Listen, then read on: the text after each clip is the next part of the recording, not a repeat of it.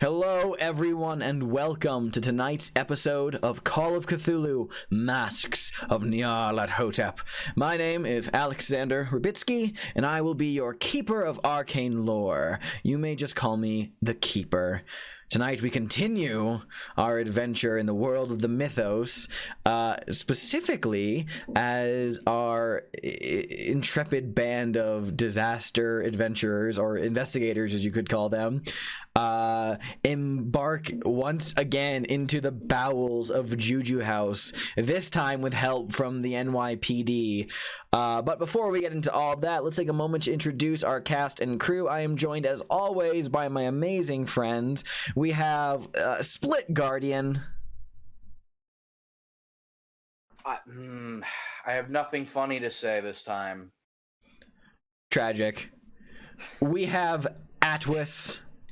Tragic. Anyway, we're all gonna have a great time, and I'm really excited. You love to see it. You love to see it.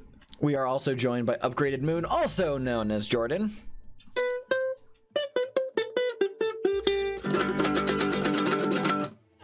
Nice. I can't do it fast. If you want the dueling banjos, it's a different campaign you're looking for. There is pick also up his guitar. Is it? there is also Brodingles. Hello, 'tis I. I am not sick this week, and yet it's still probably good. Indeed, and last but certainly not least, we have the one, the only, the cuddling a croconanner, Kristen Trzynski. He's still here for support. I'm very afraid. I'm very afraid that my husband's going to die. Aren't we all? So, everybody, we are going to dive right back into, as we have reached ahead here in New York City, the time, 1920s America, the place, New York City, as the Disaster Gang, as they're so affectionately called, have, after breaking into, well, not breaking into, it was not breaking and entering, it was just entering. After entering into Juju House, following an anonymous tip from a nearby resident in Harlem, they investigated the premises. In addition to hearing some choice words from a clandestine cult meeting, whereupon they were talking about how to deal with the investigators, they also found some items of interest, and namely a mask with a mummified human tongue and an African machete, also known as a panga, so I think it's panga, under Silas Nkwane's bed, the owner and proprietor of Juju House.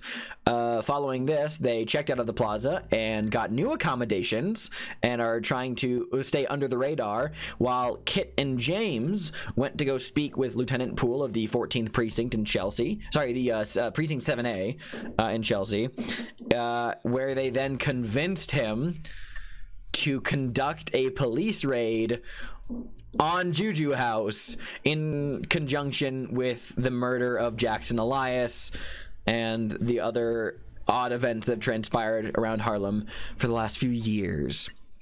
So, where we left off in particular, it is still the afternoon / evening of January 23rd, 1925, as Kit and James have convinced Lieutenant Poole, who in turn brought in an officer from his office and just said, round up the bullpen, we have a raid tomorrow night. The officer in question blanches for a moment, like he's processing the words, and then locks into gear and says, yeah, Lieutenant, yeah, sure thing. Goes about, you can hear shouting in the distance. With a heavy fucking sigh, Lieutenant Poole lowers his head, both palms down the desk as he's standing over you two, shakes his head, and he just says, I really, really hope you two know what you're doing. I hope you're right about this one. I really do. I think we are. I guess we'll find out. Shit. All right, listen. Here's the gist, the lowdown of what is going to happen here. I am still in charge. We're all clear on that, yeah? No question. Yes. Good. Second, if we're gonna do this, we're gonna do this my way, and that means by the book. We're gonna do this the NYPD way, and I expect you to respect my plan. Mr. O'Connell, and Dr. Sullivan, the two of you, you're both soldiers. So, I trust your assistance in this endeavor if you wish to have a handle in going down head first. That said, your friends, I'm correct in assuming they're all civilians? Yes, sir. Okay.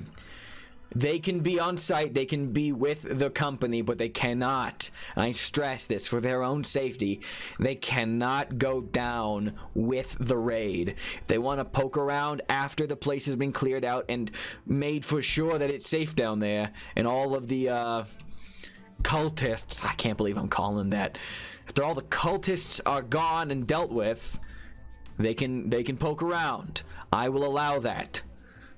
But are we under clear circumstances that for the safety of your friends, they cannot be in the line of fire with the rest of us?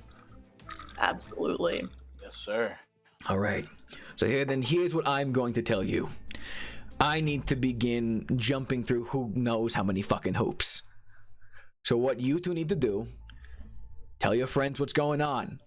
We're going to meet here first thing tomorrow morning, crack of dawn.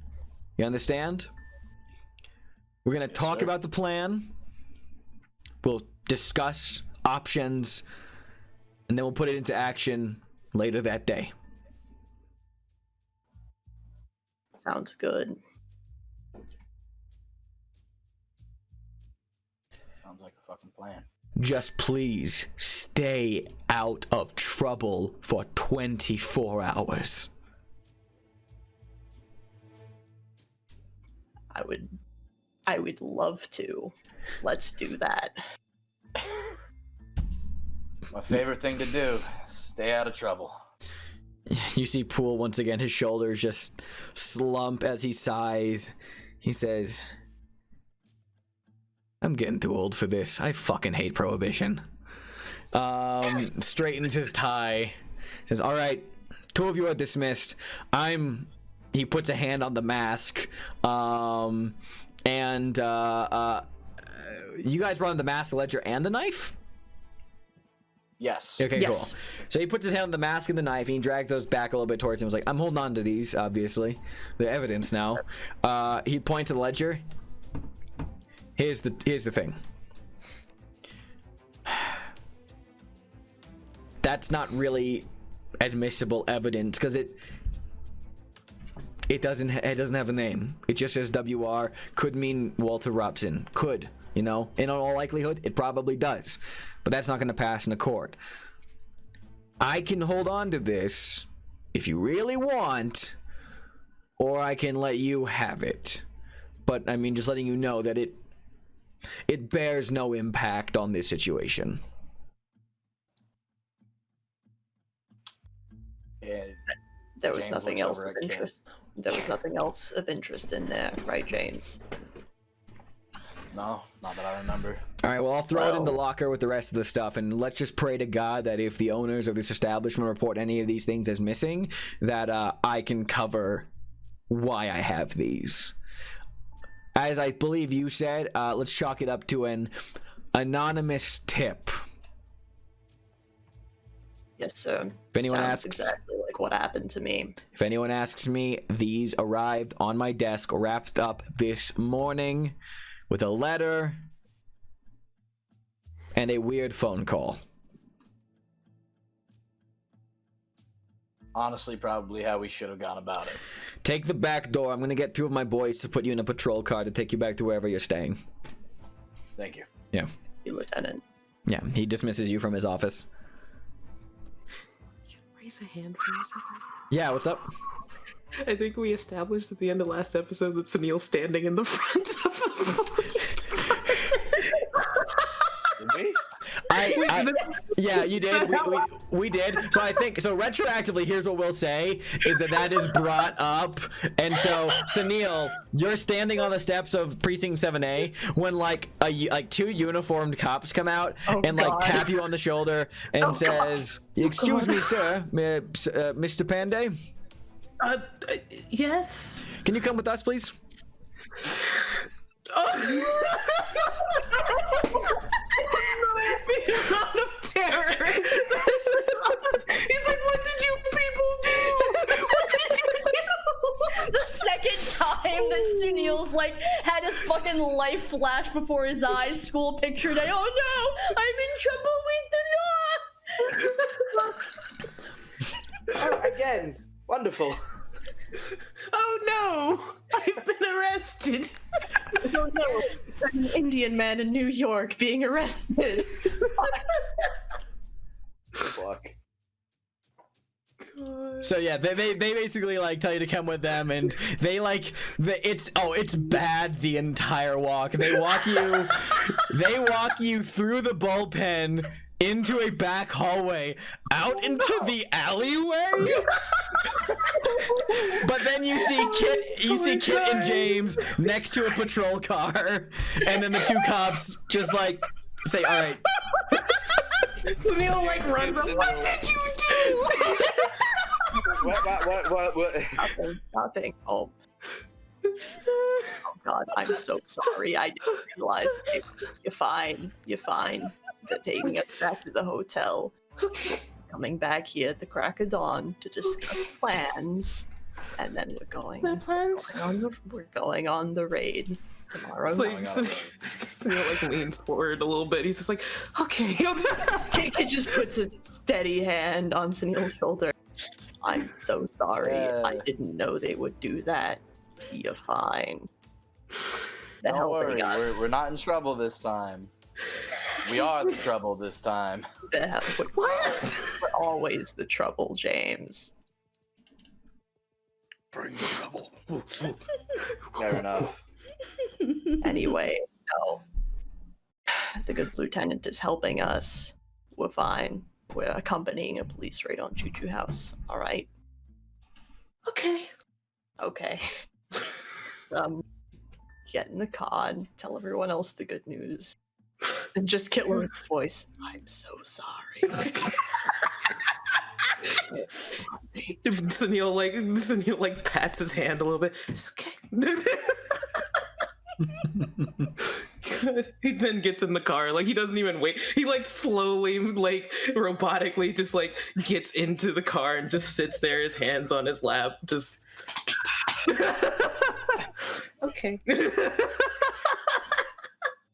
Because mind you, you told him things, but he still has barely any context. Understandable. It's like we're not being Incredible. arrested. I guess that's all that matters. Problem number one taken care of. Truly incredible. Great. So yeah, the lot of you are put in the patrol car to be escorted back to the hotel, so you can reconvene with everybody else. Yeah. Okay. Cool. I was just double checking something. So, everyone is at. Oh my god! I have such an important question to ask Split. So here's the deal. Y'all left the hotel, obviously with no trace back to where you were going. Have you at all, James? Have you at all contacted Carlton, whom you were supposed to meet in his office today to like meet the criminals you hired, and like discuss that? I want to say that he did, but knowing James and knowing everything that is happening, probably slipped his mind. Okay. So, does he want to reach out to Carlton or just be like, no, we're staying on dead air until this is over? Are we gonna say that like on the police ride home, like James is immediately like, "Fuck! I had a meeting. Pull over! Pull over right now! I need to run." What? Where are you going? I may need a drop off. Are Carlton's offices in Harlem? I'm so sorry. No, Carlton's offices, I believe, are in Brooklyn. Well, thank God for that. Let me double check. In that Actually, case, hold no on. objections. Let me double check very quickly. Fuck. Unless I'm wrong, I don't think they're in. Okay. Yeah, no, I don't think his offices are in Harlem, but I'm just gonna double check that. All right, so. Oh yeah, his office is in Harlem. Yeah, they're in Harlem. Yeah, his office is in Harlem. We're kind of fucked. Yeah, his office is in Harlem. No. Keeper shakes his head. No, you're gonna have to call him or something. We are not going anywhere near Harlem. I need you to know I have the mental image that the car is abruptly stopped. James is like started running, and then like the car starts up a little bit again and is following James, and Kit's just like leaning out of the car like, no. The window rolls down. No. See, I have it in my head. He's like, "Stop the car," and then they stop the car, and he's like, "Why are we stopping the car? I need to go see Carlton." And he like goes to open the door immediately, like his hand on his shoulder, like, "What are you doing? You fucking idiot." You could give me a week of prep time, and I couldn't tell you how bad of an idea that is. I can't wait for the moon whiplash of the second half of the second. I'm sorry. Amazing. I have to make a phone call when I get back to the hotel. Okay, cool. So I'm glad we resolved that. So when you get back to the hotel, you call Carlton's office. Are you basically telling him that you can't meet, cancel the guys? We don't need them, or what do you tell him? Oh, whew. Can I invite them to the raid? So let's get this straight, Split. You want to invite 3 criminals to a police raid? Yeah, maybe not the best idea. Listen, I know you've got a lot of like collective money, but I don't think there's enough for that. Okay. Yeah, he's probably just gonna like on the phones like You know the meme that says everyone disliked that? That's both people involved, criminals and cops alike. Yeah, probably calls them up. It's like, gonna have to put hiring these folks on hold. Things just escalated. Cool. You put that through to him. You let him know. Carlton's a damn good fucking lawyer, and you see why Jackson's been with him for so long, because it just says, "Yep, sure thing, you bet." You have not that you're there, but you have the mental image, because this is indeed what's happening, that all those people are there, and Carlton just wishes them a good day and dismisses them. Like, yeah, he's canceled. Good day. Carlton, real fucking G. Anyway, he's a good lawyer, good man.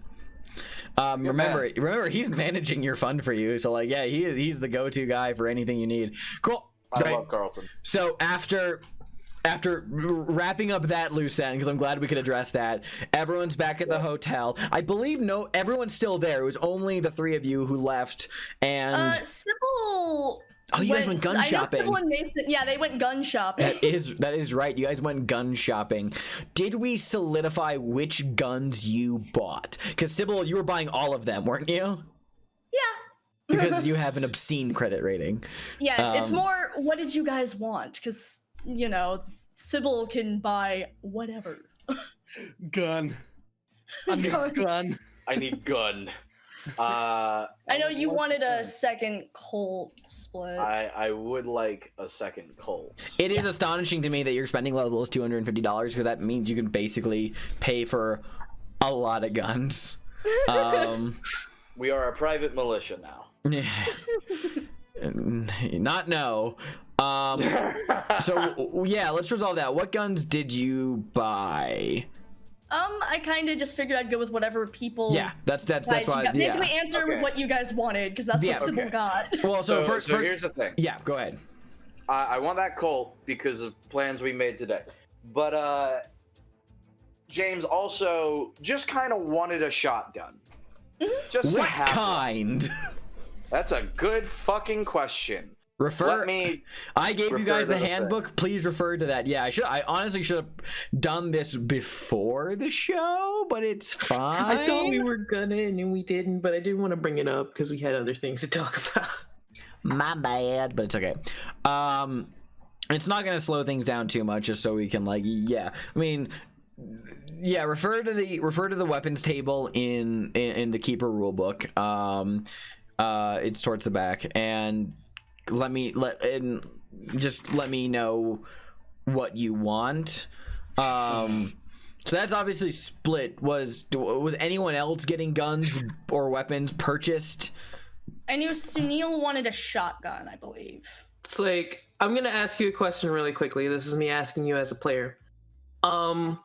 Sunil was very adamant that he wanted to buy his own gun, so that's part of why he went with James and Kit in the first place, because initially they were going to do that on the way back, but they got stopped by cops. Not stopped by cops, they ended up getting taken home by the cops. So my question for you is, would Sybil just do it anyway? Yes. Okay. Then in that case, we will just go with whatever makes the most sense to get him. So I will open it's a shotgun, but I will figure out which shotgun it is. Yeah. Currently waiting for the thing to load so I can look at all the shotguns. You're all good. Did anyone else want anything? Didn't Mason want to buy a knife while they were out? Yeah. They already bought a knife, I believe. Actually, Kit would have asked you to pick him up a whistle. Whistle. Okay, that works.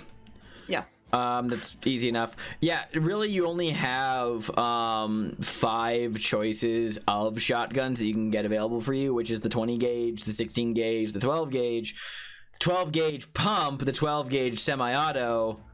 And that is it. However, you can effectively make a sawed-off shotgun by sawing off a 12 gauge. Is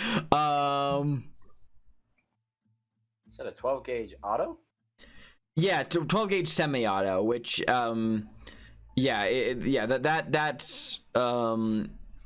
that's on page 403 of the rulebook. Basically, 403. Okay. 403. Yeah. That's basically the same deal as a 12 gauge shotgun. However, it basically allows you to fire up to 2 shots in a round, just because it can have a ba-bum, effect, as opposed to just a fire, cock it, fire, So yeah. Oh, and that's more damage. So again, so while that's going on, obviously, you guys take a look at that. Is there anything else people wanted to resolve for the rest of today? The 23rd, it's the day before the 24th. Was there anything else people wanted to do? People they wanted to talk to, questions they wanted to bring up at the group? We can make time entirely flexible here. If we want to have a scene of the group discussing something that someone wants to bring up, that's totally fine. Just let me know. Otherwise, we're going to resolve this, and tomorrow will be we need to talk about the raid. I think we need to preemptively talk about the raid before Lieutenant Poole talks about the raid, so we can. I know Sybil bought weapons, and I don't have to play this up, but I think she also got in contact with Deborah just to double check that like her will and James's wills are both like in order in case something happens. Like, honey, I have them right here on my desk at all times. Oh, you know me so well, Deborah. Thank you so much. I keep it at the top of the file. Of course, Sybil, darling. I keep it at the top of my files every day. That's smart. I can die at any point. Listen, you know what we say here. You live life dangerously, and that's great. Oh, Deborah, you get me. Of course. So if you die, anyway. So I had to get. I really like Deborah. We've gone 9 episodes without me doing Deborah, so I'm like, yeah, let's throw it out there. No, she just would want to make sure that's in order, and that also send a note to Maurice. Hey, might die tomorrow. James and I are gonna get into a gunfight. Love you. XOXO. XOXO. Is that a phone call or a telegram? Telegram. Okay, cool. Because I was gonna say, if it was a phone call, the only thing you'd hear before you hung up would just be just a sigh. Just basically. Wait, Maurice, he gets a telegram or a phone call or something to this effect, like once every couple of weeks, like just sort of vaguely explaining, oh, this is where James and I are. Just we might die. He puts it on the pile. God. Incredible. So yes, please, yes. So you got that going. If you want to discuss anything regarding the raid, absolutely go ahead. Yes. Sorry, just a little bit of bookkeeping. Kit would just want to call Aaron and be like, hey, don't worry about the note I sent last night. But also, this is a thing that I'm doing, so yay. He sends her a note, right? Yeah, he sent her a note about their previous thing to Juju House. So, yes. He would call and be like, hey, he's going to call. Yes, this time he's gonna call her. Okay, so how does Aaron react to this over the phone? Has she gotten the note yet? What, he sent it last night? Yes. Yes. It's like late. It's like getting to mid-evening. Yes, she has gotten it now. So who picks up the phone? Probably Aaron, because Ryan's probably on duty. Okay. Sullivan residence. Aaron. Oh my God. Kit, are you? Kit, what the hell is this? I just got this in the morning, and are you okay? Did everything go all right? What the? Kit?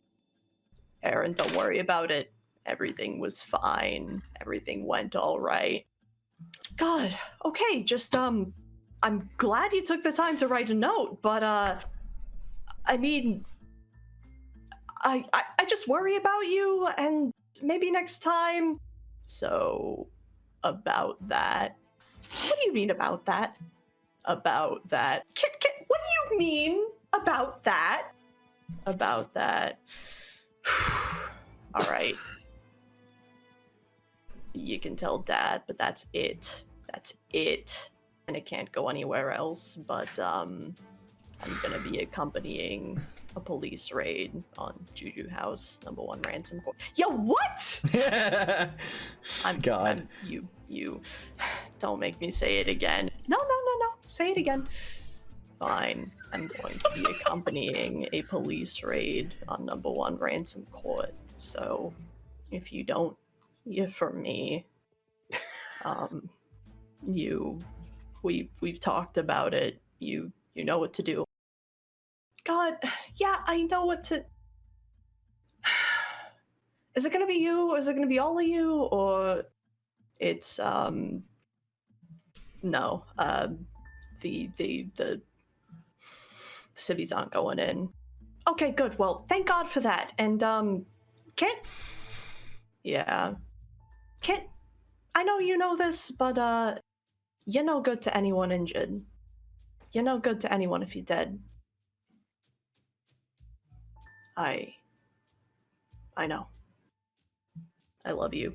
Send Dad my love. I'll God willing, God willing, I'll call you back. day after tomorrow. That's that. I have to ask, just because I just want to know this. Just broad strokes outline this for me. What does Aaron Sullivan do from there? Does she just continue as is, trusting her brother, or does she do anything now? And this is for not just like this, not just this immediate moment. This is for like the next 48 hours. What does Aaron Sullivan do? Yeah, no, God, she trusts her brother. She knows that he's incredibly capable. However, at the same time, she's probably going to find a way to gently break the news to her dad, because he would both need to and want to know, and would be a useful person to know this information in case Kit died.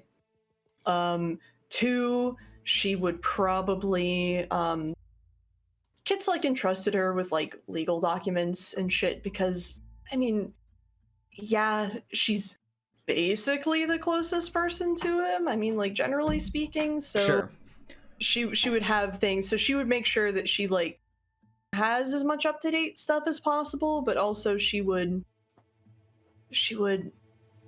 God, she's too smart to go up to Harlem. She's too smart to do any like real interference. So she'd be like just bated breath type shit, watching the newspapers, just being like, you damn idiot, I hate you so much. Oh no, I know a horrifying anxiety related thing and I can do nothing. Absolutely. Cool. And let's just clarify this one point. Is she gonna tell Ryan tonight or like day of? I kind of want to know this. Okay. I'm gonna step back for just half a second and walk through the character process. Sure. Ryan Sullivan is enough of a professional that if he's told about this, he's not going to tell anyone or interfere with it. Okay, cool. That's all I need to know. That's so all. She would tell him. That's all I needed to know. Cool. Excellent. So that is resolved. Gun shoppers, how we looking? Looks at I got a number. Good. I'll take a pump. Sunil's gonna take a semi.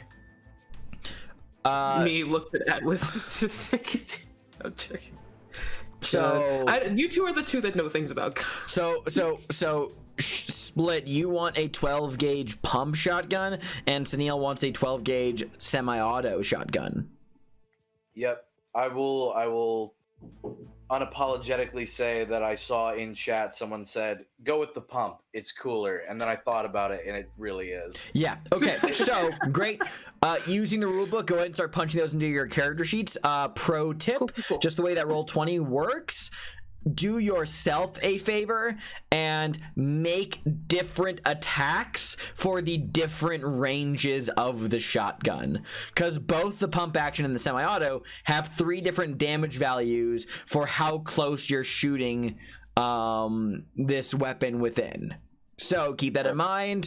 I will say, without spoiling anything, the only number you're probably going to need tonight is the 10-yard value. So that's the maximum damage for both of those weapons. So that's probably all you're going to need to keep track of. But just as a general pro tip for going forward, you can set 3 different attacks and make sure that you open up the little expanded option, the little plus sign next to it on the character sheet, and make sure you toggle these to be impale attacks, because if you get an extreme success on these attacks, they will deal an impale damage, which is a lot more because these are fucking bullets.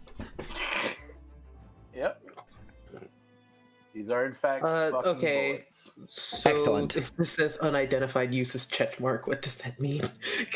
What was that? Oh, hold on, I'm not in edit mode. That is the problem. There we go. There you go. There I've you been go. sitting here like, how am I supposed to add things to my sheet? Why are you doing this to me?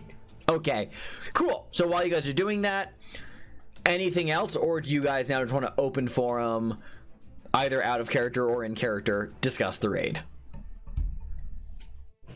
Let's discuss the raid in character this time. Please, I want Sybil to show up with all of these guns. She does. She does. Holy shit. Oh. Sybil just walks in. Hi, everyone! I brought presents! I got a knife. Mason got a knife! And we brought shotguns!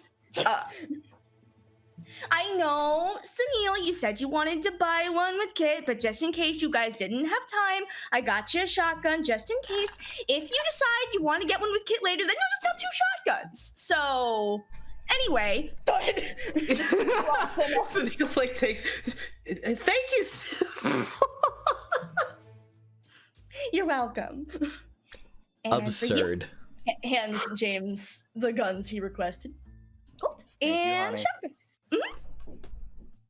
Oh, did you grab the whistle? Oh, yes. She digs into her pocket, pulls it out. Thank you. And Kit sort of like shakes it a little bit. I can't yell. Makes sense. Mm-hmm. Oh, all right, well, that's what we did. How'd talking to the cops go? Well, we're gonna be doing a raid. No shit. Absolutely. Whoa, that's so cool. Wait, so... Oh my god, I've never been in a cop raid before. And by we, Lieutenant Yeah. Poole has graciously decided to assist us with a couple of the boys from his precinct. Now, what that means is that we follow Lieutenant Poole's rules, and we do things by the book and by the NYPD book. That makes sense. He's Sure. currently our commanding officer, and what that means is, Civilians. Sybil, you have never been in a police raid, and that's not starting tonight. Why? But... Hun, you're not getting in the gunfight. That's not happening. I've been in gunfights before! Yeah, and we never wanted that to happen. I have shot people before. We've been in gunfights before. It's fine. I don't see how this is any proud different. of how well your skill has gotten, but unfortunately, we are under the order of Lieutenant Poole and this precinct. Sybil, it takes one. And Kit holds up a finger. It takes one errant shot. Just one. And I can't fix everything. I don't want to have to fix you, Sybil. I don't want to have to be in a position where I can't fix you. Please. You're not getting in the fight. I'm not losing you. I can take a fucking bullet, but look at me.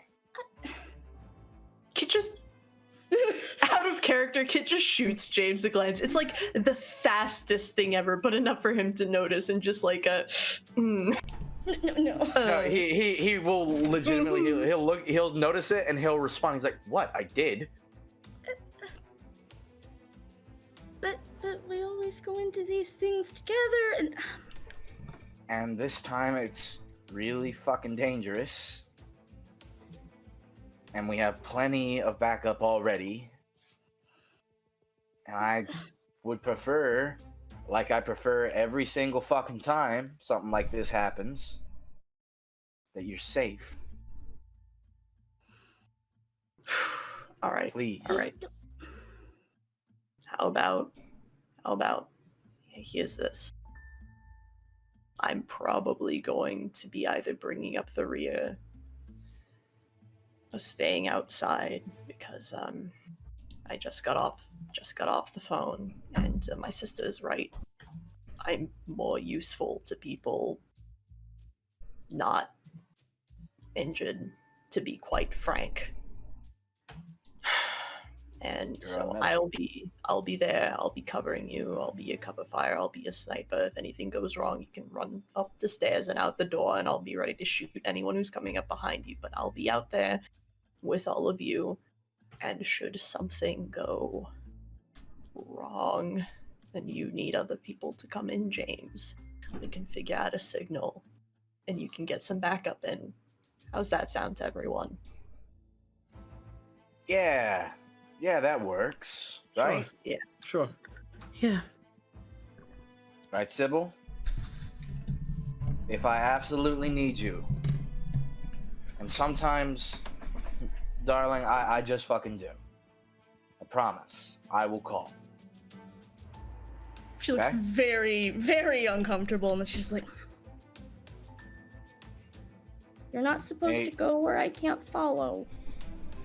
Man, well, you do that every other fucking day. And he just like, hand down, lift chin, quick kiss. Fine. It'll be all right. In and out, and then once it's all done, you can look at all the weird cult shit. Oh, are they still letting us go in the basement? Because I want to go in the basement. Right after the fight, right after everything's subdued and everything's done, we're gonna go into the basement. You can see all the fucking crazy shit that you want. I promise you. I guess I can't see the crazy shit if I get shot. Correct. No, you cannot. So let me just wrap this all up in a nice little bow. It'll be like a present, a surprise. Okay. You gotta get all Okay. the scary guys out so I can see the cult basement. Yeah. Okay. That's the plan. Okay. That's fine. Okay. Okay. Sybil's like, fine. Thank you, hon. I assume that means that Sunil and I aren't going to be allowed to go in either. No. Unfortunately, not. I'm sorry. Shit. Okay. On that Are you same sure note- that they have enough people to go in there? We're gonna be discussing the plans tomorrow. Yeah, we'll get more First thing in the morning. crack of dawn. Even before then, we're going to 7A. We're meeting up with the lieutenant, and he is going to stress us all down, I'm sure. Okay. If you want to try to convince him, then you can. Be my guest. I don't think he's really gonna listen to me. It was already a struggle to kind of get him to listen to us to begin with. Yeah, we're lucky that he's going along with this, so can't Right. tell lucky stars in that way. Right. Okay, so what now? Is there anything to do beforehand, or do we just... We stay out of trouble for the next 24 hours. Is there anything plausible that we can do beforehand? Stay out of trouble for We the can- next 24 hours. Right. You know, We can that go actually sounds downstairs. lovely. Room Yeah. service. Yeah. Let's get dinner. Let's try to fucking relax. Yeah. Kit's actually gonna pull James aside really quickly and just sort of Okay. I mentioned that I'm not gonna be going in there with you. I need that decision without you knowing about it. Are you okay with that? Are you gonna be okay if I do that? Kid. But first of all, you're a medic. You need to be out of the way of danger. If anything goes wrong, no, shut the fuck up. If anything goes wrong, you're the one who's gonna have to go in there. That. I spent like a month going through the countryside alone. I'll be fine. All right. Kit's gonna sort of, clasp him on the shoulder and just,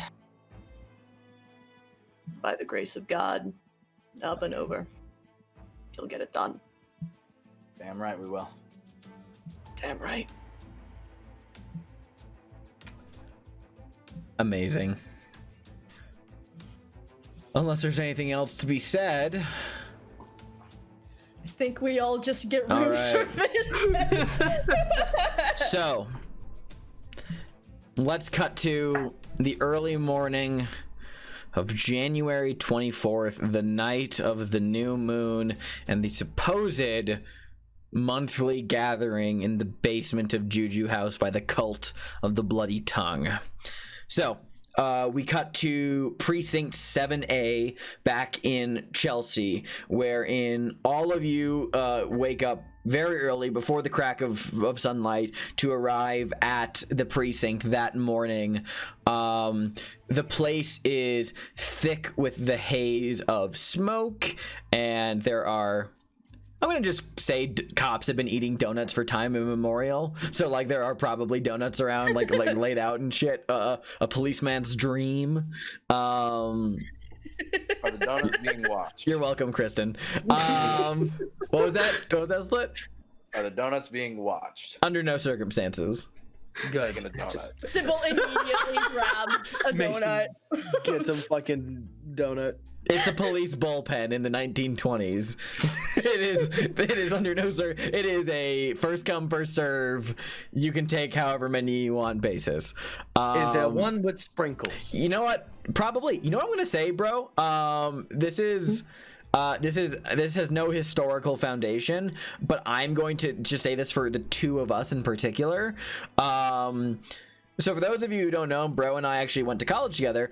There was a donut shop adjacent to the neighborhood of Chelsea where we went to college. And I'm just going to say that the precursor of that shop is where all of these donuts are from. Cool. I'm down. Yeah. I'm down for the while we're in New York, sticking as many random New York tidbits in this weekend. There's just hibiscus donuts out the wazoo everywhere. Man, God. I want a donut now. I know, right? God. All Damn right. it. So, everyone is gathered. There is essentially, this is every stereotypical, like, police kind of, like, debriefing you've seen in any form of media ever, which is, like, the police bullpen has essentially been, like, it's just full of like rows of seats and tables, and at the head of the room is Lieutenant Poole, and there's like essentially like neighborhood maps of Harlem that have been pulled out from archive to be like pulled up, and just like the pertinent information where there are like a fair number of cops here. I'm not going to be ascribing a specific number of cops, but it is ballpark somewhere in the range of about 2 to 3 dozen cops are part of the raid force. This is detectives, beat cops alike. And Lieutenant Poole is essentially giving you all the breakdown of what is going to transpire. So Lieutenant Poole at the head of the room says, okay, so here's the deal. And I'm going to make this simple, and we're going to follow this to the letter. He points at you, James, Mr. O'Connell, our civilian aide, and a few other cops. We're going to stake out the street near Ransom Court. The rest of the force will be stationed around the neighboring blocks, and we will move into position when you are given the signal. All right, we're going to be showing up there late evening. From what we've been told, from what Mr. O'Connell has informed, these meetings take place sometime in the early hours of the morning after midnight.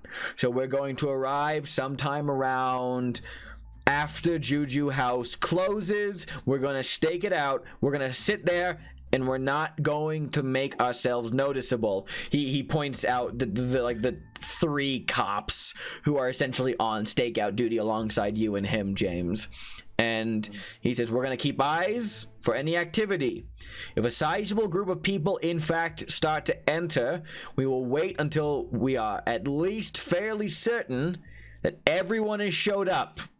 So give it 30 minutes to an hour after the last person has shown up. We'll go inside. All right? We'll signal the forces. We'll all go inside. Myself and Mr. O'Connell will be going in first, with the rest of you behind. He's going to lead us down into the basement where he says this cult is meeting for their nightly rituals. All right? And I want to stress, I want to keep collateral damage to an absolute minimum tonight. There could be evidence down there, and I don't want anything happening to it. When we all clear, there's like this cacophonous, like, yes, from the various cops of this bullpen. And he says, okay, so just to recap, Mr. O'Connell and I will be in a car with a few cops.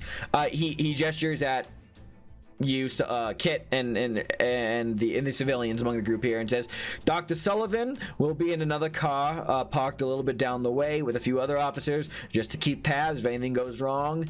We have medical professionals on site. Points at you, Kit. Yeah, Kit he does says, like a... he points at the civilians. The rest of you have to stay off site during the raid. I'm going to ascribe a few cops to be with you who will not be going in. After I have come out, or whoever's come out, and given the all clear, as agreed, our civilians who are extremely important in the breaking of this case will be allowed to walk on site so we can confer there around the details.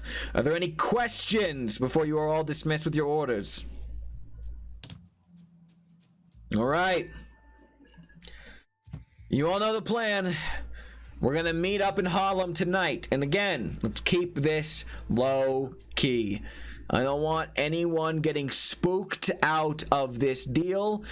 I don't want anyone at this juju house finding anything out. So we're gonna meet back here tonight. Mr. O'Connell, Dr. Sullivan, we'll drive up to Harlem in our cars together. The rest of you have your team leaders, you have your orders, follow the plan to a letter, and we will get this done. This is a bit stranger than any speakeasy raid we've done in recent history, but it's roughly the same plan. Get ready for... At this point, I'd say get ready for anything. Who knows what these wackos are gonna pull once we traipse in on their meeting place. Dismissed! And immediately all the cops like get up with their files and folders and orders and spread out into and begin going about their duties. Poole at that point joins with the rest of you. All right. Thank you all for being here. Are we all clear on what's happening tonight? Yes, officer. Understood. Yes, sir. Great. Well, Mr. O'Connell, I understand that in your time before all of this, you were a bounty hunter? For a bit, yeah. I assume you've done your fair share of stakeouts on your own time? Yes, sir, I have. Then I trust that you won't fuck me over while I'm with you tonight. Of course not. All Wouldn't right. dream of it. That's what I like to hear.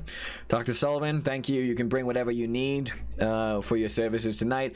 The rest of you, please don't cause trouble. Wouldn't dream of it. No All right. problems. All right. We're all good and clear? Anything else we need to say to each other? No. All right. You know where to find me. If you have any business to finish up today, I'd say wrap it up in the next few hours because I want to get this going as soon as possible. Okay. Sounds Set good. away. Hell yeah. Hell yeah. So that's now the keeper says, is there any thing that you guys want to take care of, or is it time to get to the raid, baby? Oh boy. Think we're good? I think we're good. I think we're good. I think we're probably... All That right. mood. That mood, indeed. All right. Well, in that case, so we're gonna flash forward, I should say, to tonight. So that evening, probably around 10 p.m. is when Lieutenant Poole officially sets off for this plan to be in motion, for everyone to get into their places, which is there are two not cop cars, just two vehicles, automobiles. One automobile has Lieutenant Poole, a couple cops, and you, James. The other car has Dr. Sullivan and 3 cops. And then the other forces of the raid are on the surrounding block, stationed in either buildings or just kind of out of sight and unassuming locales, and where the rest of you guys would be, under watch by the cops, to basically just be like, they're keeping tabs on you so they can tell you when the raid has started and when it's all clear for you to go in. I would like to go on record that before James left, Sybil gave him a big ol' kiss. Just Oh, of course. Adorable. And he absolutely picked her up during so. Oh. Very good. Be safe. Don't go where I can't follow. I'll be coming right back out. Don't you worry. So, James, we're gonna focus on you for a little bit. It is the night of the 24th. The sky is full of dark gray clouds. You can't even see. I mean, you couldn't see anyway. It is a new moon night, but like you can't even see the sky overhead. Like the thick, heavy winter clouds. The city is bathed in darkness, and the coldest of chills is on the air as you and Lieutenant Poole are in your stakeout car, parked far enough away where you still have a solid view of Ransom Court, and by default, and just because of your intel, you all know that there's only one place people who go into Ransom Court can go. That's either into Juju House or out of Ransom Court. So you don't need to see people go into Juju House. You just need to see people go into Ransom Court. But that said, the lot of you are seated in your car. Lieutenant Poole, looking at the dark of the sky, he just kind of looks up and says, hell. It's probably gonna snow again tomorrow.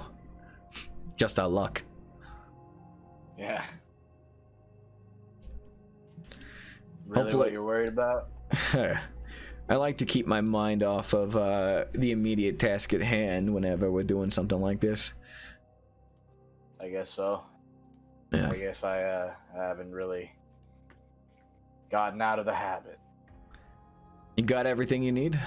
You and your friends got everything you need? Should be. I hope so. I do too. What about you? Yeah, I Boys? mean, we're all they're all equipped. They're all strapped.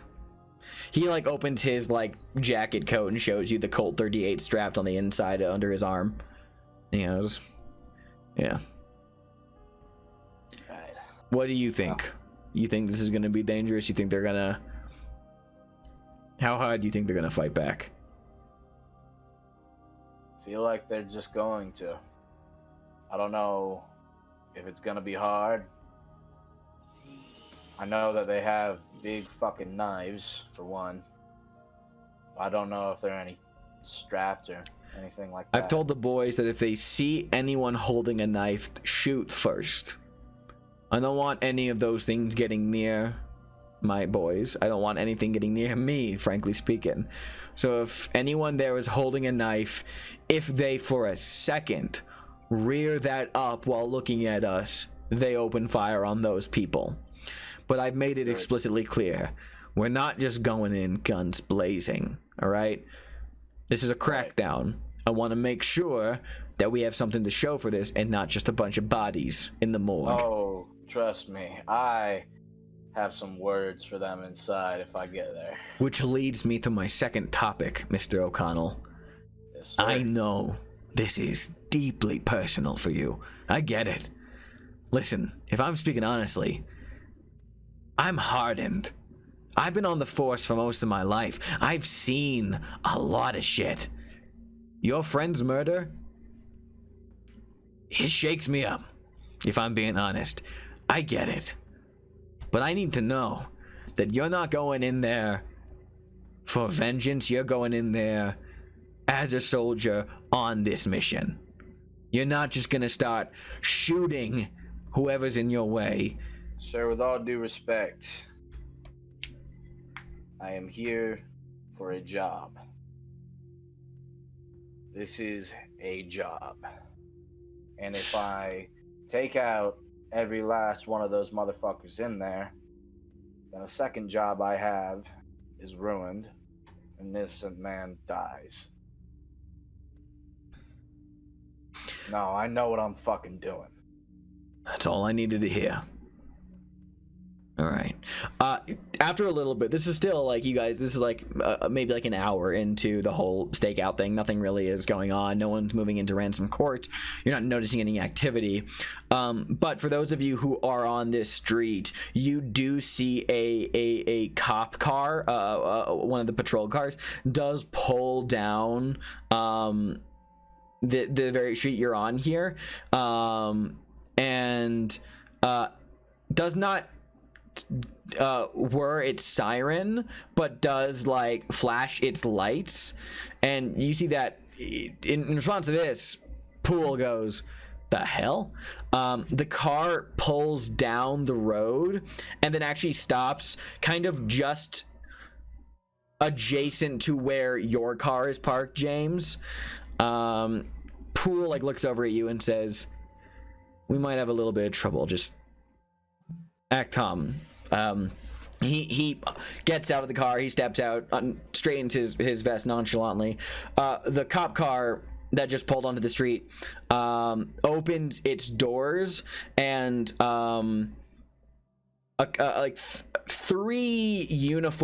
two uniformed officers, what looks like a detective, like, you know, more in like a uniformed detective, and a fourth man all step out of the patrol car. The fourth man definitely seems to be in charge of the other three. He is a tall, solidly built white man with graying hair, heavy jowls, and a nose that appears to have definitely been broken more than once. James, you've seen that many times. He is wearing an expensively tailored suit with a diamond tie pin. He takes the head of this group and walks up to meet Lieutenant Poole, who's stepped out of his car.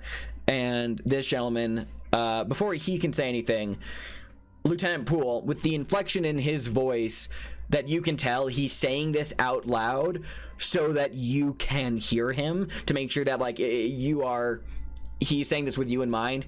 Lieutenant Poole says, Captain Robson, what can I do for you? And Captain Walter Robson, the 14th Precinct, steps in front and says, Lieutenant Martin Poole of the 7A, do you mind if I ask, what the hell is going on here? He like looks up and down the street and he says, am I to guess correctly, Lieutenant, that you're doing a stakeout in my neighborhood? Lieutenant Poole, this is a flagrant abuse of jurisdiction. I could have your badge for this.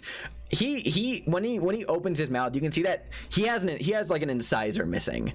Like, so it kind of gives him this like noticeable like leer. And Poole just says, with all due respect, Captain Robson, I understand, but we are out here on official police business regarding a case of ours. We're not trying to get in your way. This is a completely legal raid on an establishment, and I would, if it's all the same with you, I'd really like you turning off your car lights so that we don't compromise our mission security. Captain Robson goes, a legitimate raid, you say? And what sort of raid is going on in my neighborhood without my attention? You would think that you'd bring this to my notice so I could at least back up your forces. The 14th is more than well equipped to handle such affairs like this, Lieutenant. And Poole says, well, with all due respect, sir, we wanted to keep this as low-key as possible. Captain Robson looks over Poole's shoulder directly at you, James, and then he kind of like squints his eyes, and then like looks over at one of his like junior detectives, like whispers something over to him, and the other junior detective like walks over and like whispers something into Robson's ear. One of the other beat cops does the same as well. James, in the dark light now, you can actually recognize that one of these beat cops is one of the cops who came to your room at the plaza, who threatened you guys. And Robson looks at you, direct eye contact, then looks at Poole and says, Is that James O'Connell in your car? I'm not sure if you're aware of this, Lieutenant, but he's wanted for questioning by my department. One of the policemen already puts a hand on a gun and starts to walk towards your side of the car, but Lieutenant Poole says, wanted for questioning for what? Just so I know. Captain Robson says, he's wanted in questioning regarding a burglary that transpired in a recent establishment here in my neighborhood. And Poole just says, completely nonchalantly, yeah, what business is that? And Robson does not respond. He just kind of like opens his mouth, closes it, puts on the faintest of smirks, and then looks back at you, James, looks back at Poole. Uh-huh. Where'd you say you were raiding tonight? And Poole says, local establishment, right down there. You familiar with it? And Robson looks past him back over at Ransom Court, and Robson just flashes a smile and says, can't say that I am. Not familiar with every single establishment in this area. And he looks at you, James, looks over at the other the stakeout car.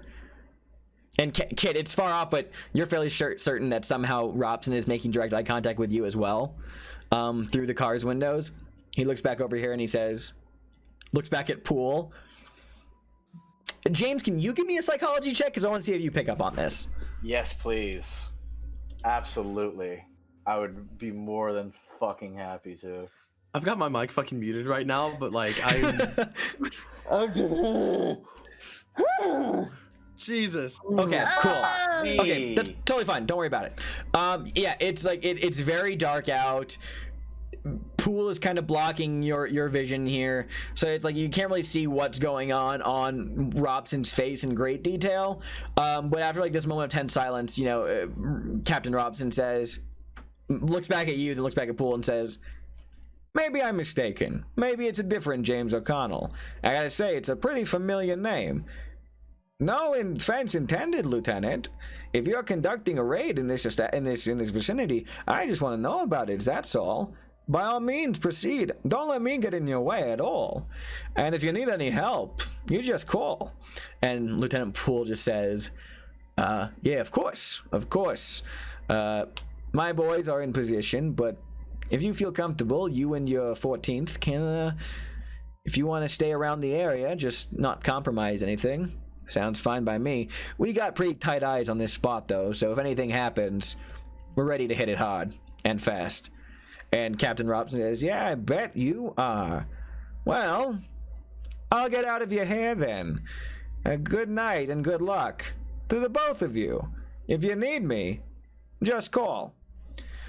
He, like, fucking straightens and adjusts his jacket and tie, and walks back to his car, where his men open his door for him on the passenger side.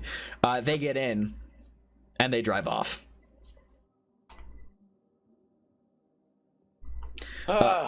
Poole gets back in the car with you and just both hands on the wheel stares forward until that car goes down the block, turns the corner, and then Poole exhales a sigh of relief, and then without looking at you just says, you're fucking welcome. Thank you, sir. Fuck. Oh my god. Is that gonna be a problem? I don't know, we'll find out. But if you're right, and Robson's on some kind of payroll or in any way connected with any of this, I mean, if he lets anybody know, we have eyes on the place. They got no other way in or out that we can tell. So he actually like looks over in the back seat and says, hey, go down the block. I want eyes from some of our men on Robson and his men. If they're staying in the area, make sure that he doesn't place any fucking phone calls that we're not aware of. Cop gets out the car and rushes off. The waiting continues. It certainly fucking does. A lot more tense than before. Around... Hits midnight. You guys are sitting there, kind of leaning in the dark of your car, watching the entrance to Ransom Court, staying well out of sight. When around 1 in the morning, you do notice that people, a couple of people trickle into Ransom Court, and then more people, and then more, as what seems like about a crowd of an average of about 30 people starting around 1 a.m.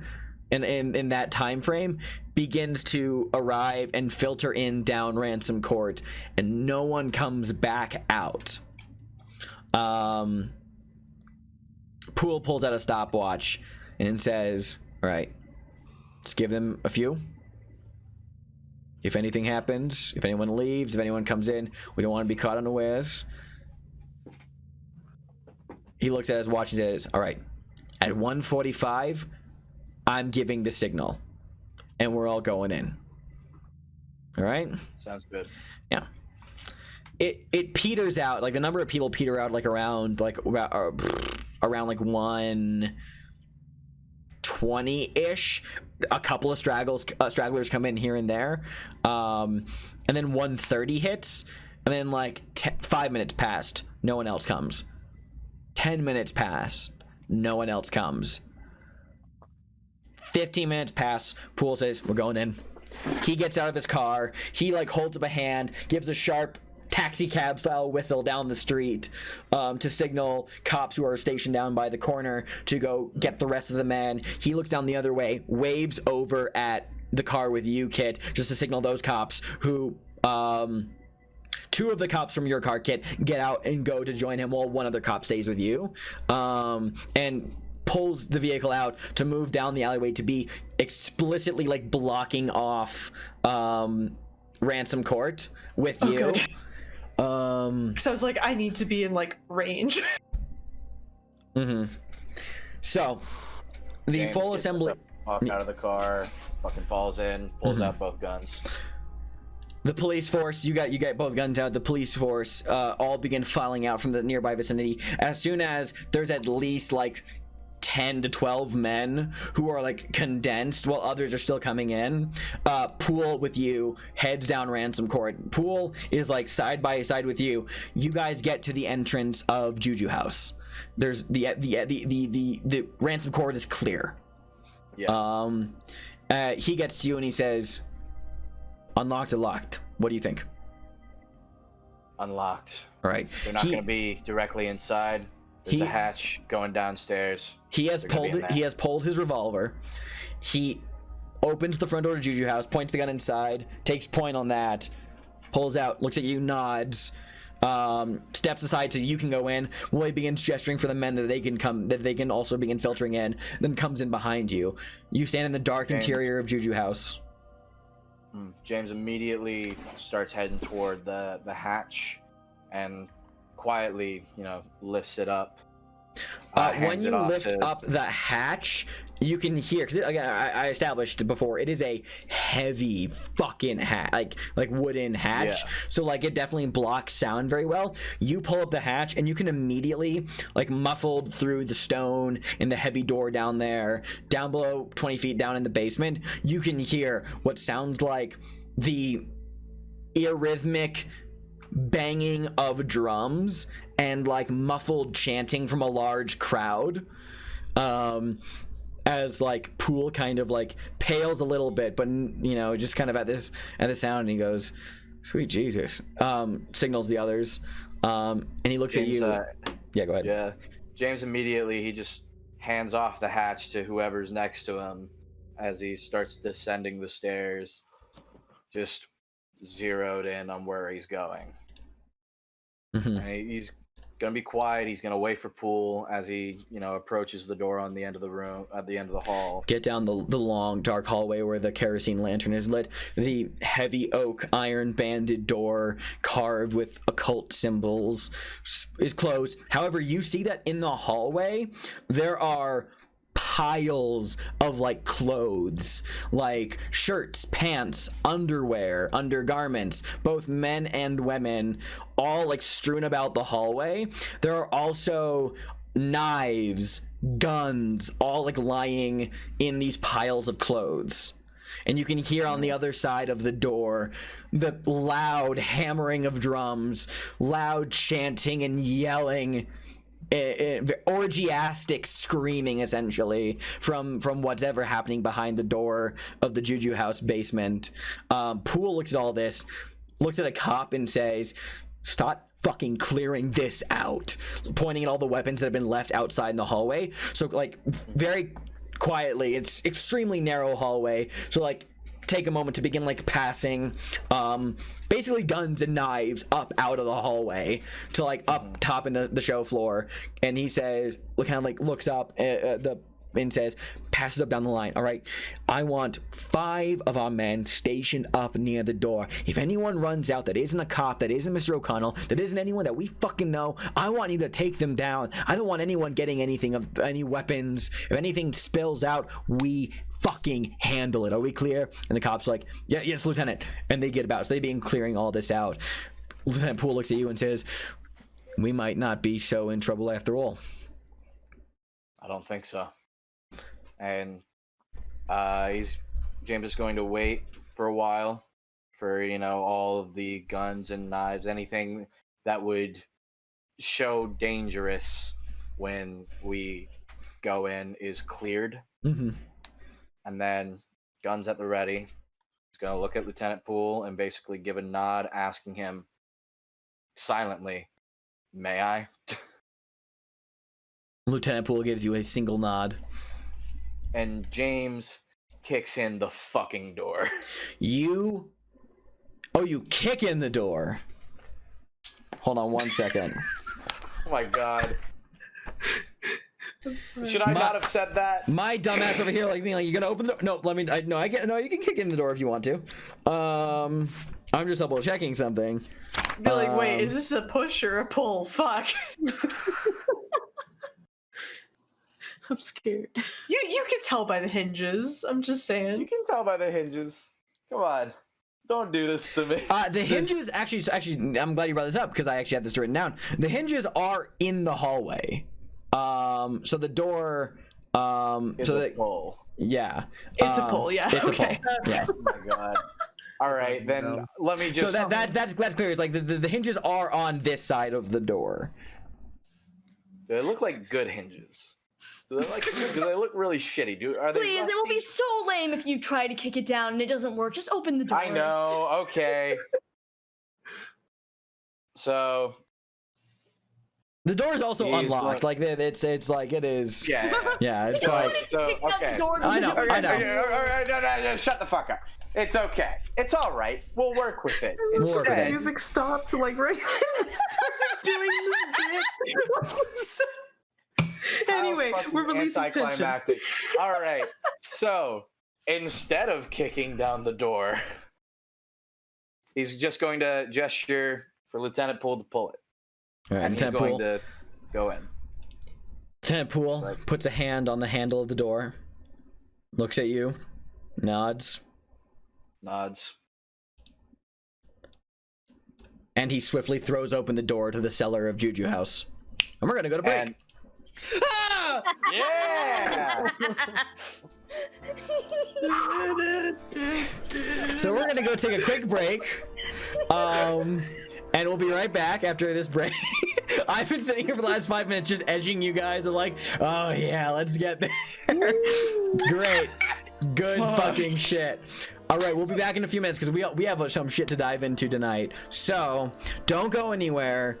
We'll be back as quickly as fucking possible. Enjoy the break.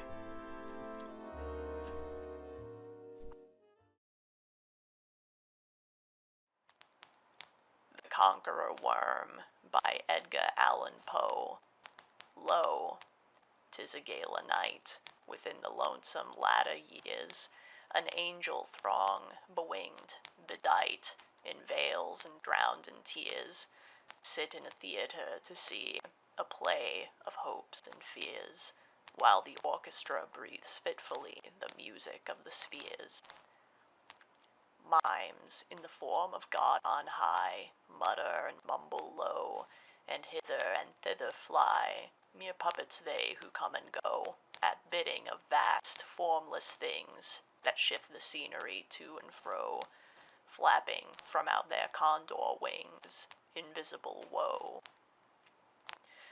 That motley drama, oh, be sure it shall not be forgot, with its phantom chased forevermore by a crowd that sees it not, through a circle that ever returneth in to the selfsame spot, and much of madness, and more of sin, and horror the soul of the plot.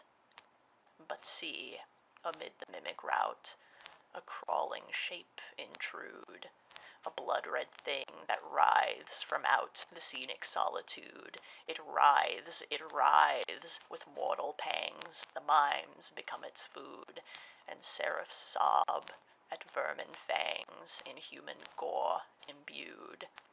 Out are the lights, out all, and over each quivering form, the curtain, a funeral pall, comes down the rush of a storm, while the angels, all pallid and wan, uprising, unveiling, affirm that the play is the tragedy, man, and its hero, the conqueror worm.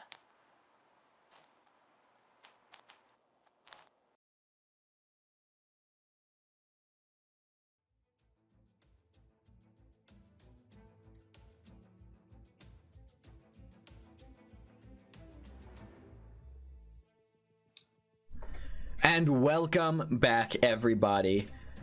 So, I feel like we have a cliffhanger to resolve, or am I forgetting something? Or we're all good? No, I think we're good. I think we're good. Yeah, all right. I'm pretty sure we're at the end of the stream, aren't we? Yeah, we are. So, Jordan, make a spot hidden. I'm kidding.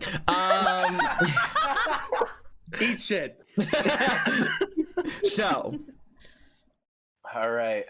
James, Yeah.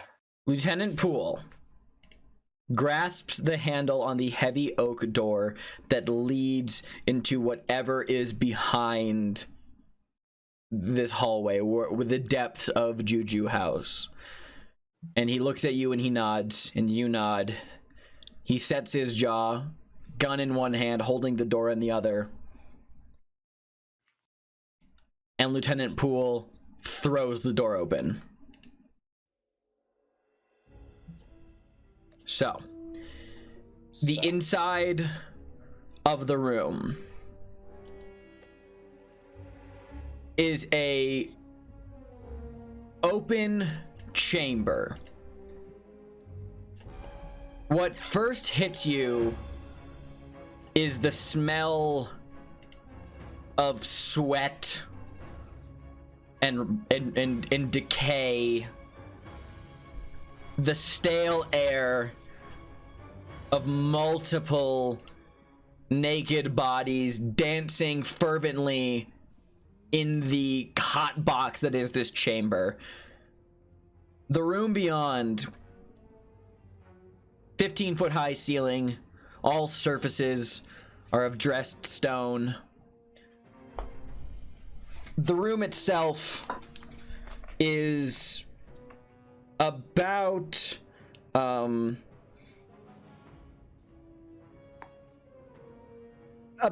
like 10 yards by like 5 yards, roughly rectangular shape. Torches and wall niches light this ceremonial chamber. Opposite of the door is an alcove. Large African drums line the walls. At one end of the room is what looks like a large, like the large stone lip of a well, 8 feet wide, covered by a thick stone block attached to a winch, a very large, heavy winch, and numerous cult symbols engraved all over the walls. Most predominantly are the 30 or so bare naked people of multiple ethnicities, multiple genders, dancing and chanting and screaming wildly in here to the horrific beat of these drums. All of them, the only thing they're wearing are these varying ceremonial headdresses. Some of them are as simple as a scrap of red flannel that hangs in front of their face, but others get to be a bit more elaborate. In this immediate crazy disarray that you see before you, your opening the door does not immediately draw attention just to the sheer frenzy that is on the other side as these cultists chant and dance and scream. There are a couple of things you do notice in here, which are, there are two, how do I describe them? Like large poles, like large, like long, stout poles that jut from one wall with like leather thongs on the end of it, and attached to those leather thongs by the wrist are two extremely terrified looking people who are bound and hung up, watching the scene before them with absolute fear and terror in their eyes. In addition to all the people you see here, you see one familiar face standing in kind of near the alcove across from you, who has not noticed you, which is Silas Nakwane, who is buck naked and just chanting along with the rest of the cult. Near him, though, is a figure who demands more attention. There is a tall, muscular African man who is dressed in a feathered robe, who stands in the alcove. He has a shaved head and a cruel, leering face that is surveying the cult's proceedings, but also chanting along with it. You see that strapped to his hands are what looks like long, sharpened, it's like a leather glove where like lion's claws, like actual removed lion's claws, have been strapped onto the glove. Sorry, I just need to call this out. I just saw Atwas on camera mouth, "Yo, that's sick," and I love them so much. They're right.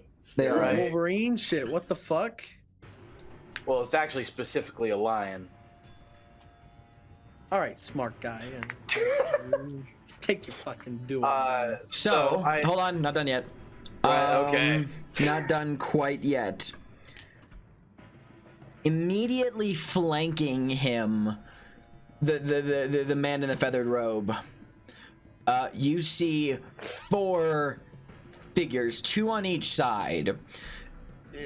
All they're wearing is like simple clothing that is torn, that is filthy, that is dirty. But there's something deeply wrong about them.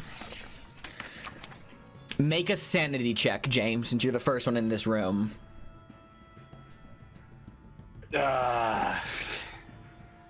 Yay.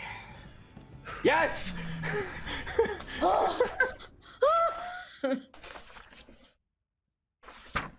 All I have to say, Jesus Christ. These four figures that flank the man in the feathered dress, their skin is pale, and bits of their flesh decay and slaw off of their body. Their foreheads have a very familiar symbol carved into it. Their stomachs have been ripped open, and their entrails dangle freely from the open wound. You've seen your fair share of corpses. These are unmistakably dead bodies, but they stand and they move adjacent to this man. And no one in this place has noticed you yet. The frenzy is such to a degree that you opening the door and standing here for this moment, you take no sanity damage, luckily. that they don't notice you yet. So what does James immediately do?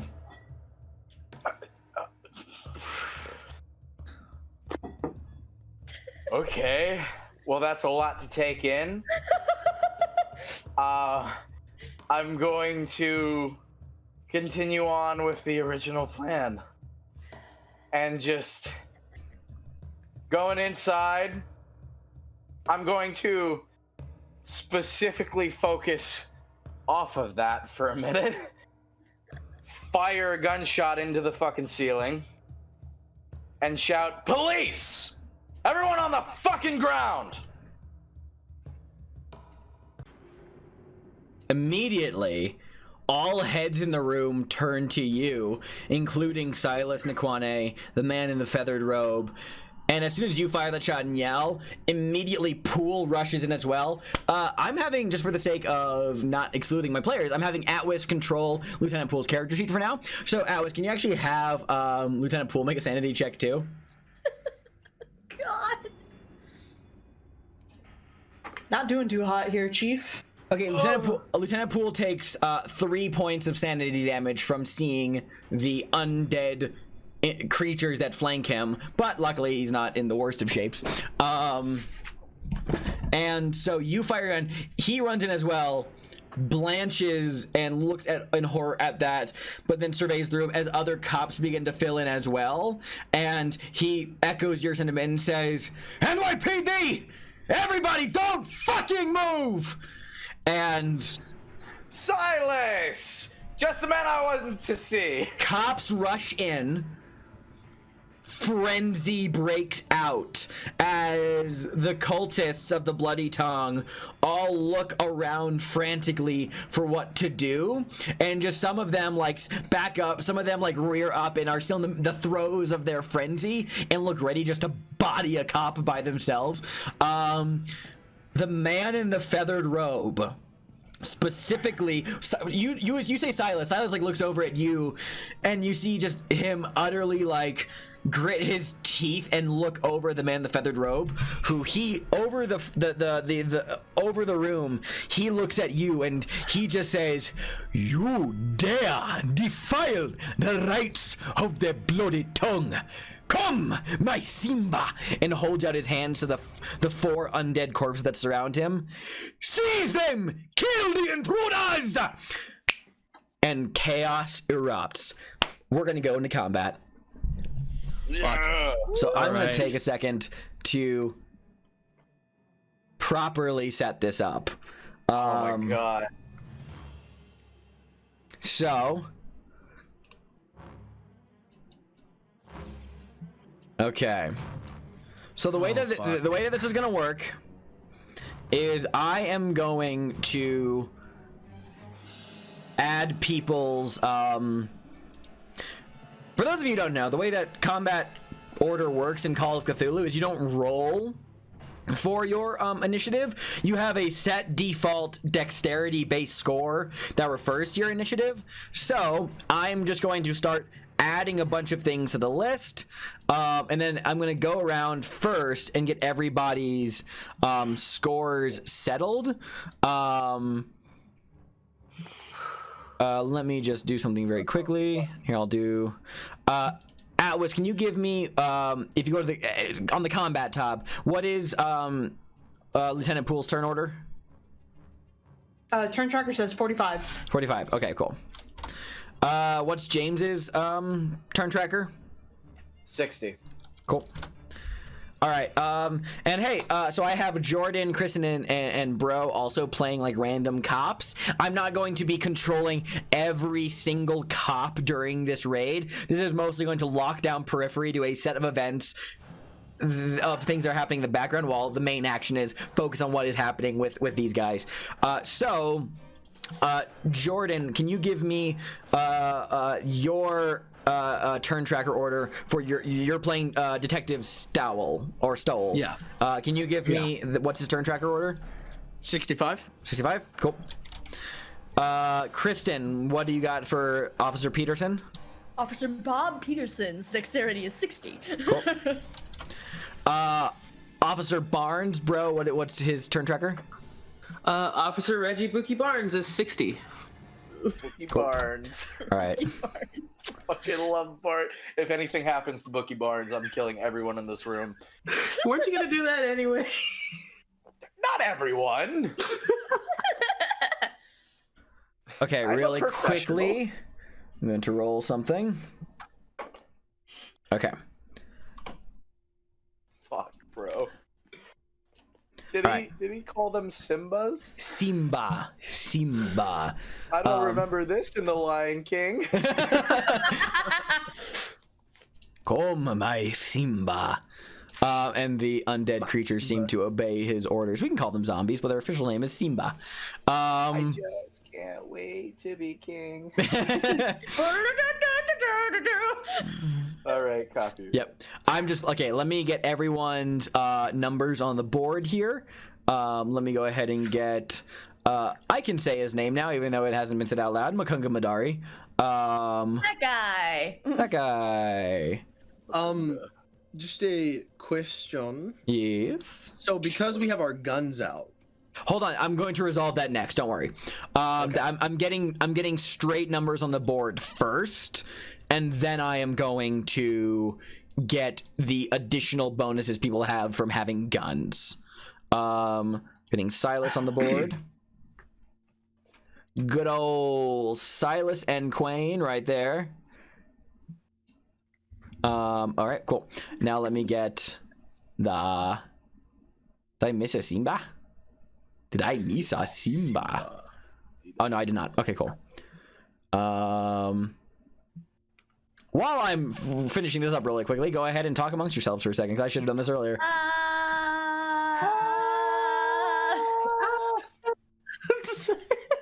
Hey, did you all see Pool's sanity roll? Because I just realized that I did not. It did not come up. It came up on the Twitch, but it did not come up. It's there in now. It's there roleplay. now. It Okay. my thing lagged, but it's there now. Oh no, it's still not in mine. I'll turn off Whisper to Keeper then, just for everyone else's sake. Mm-hmm. I just That's how you spell that. Okay.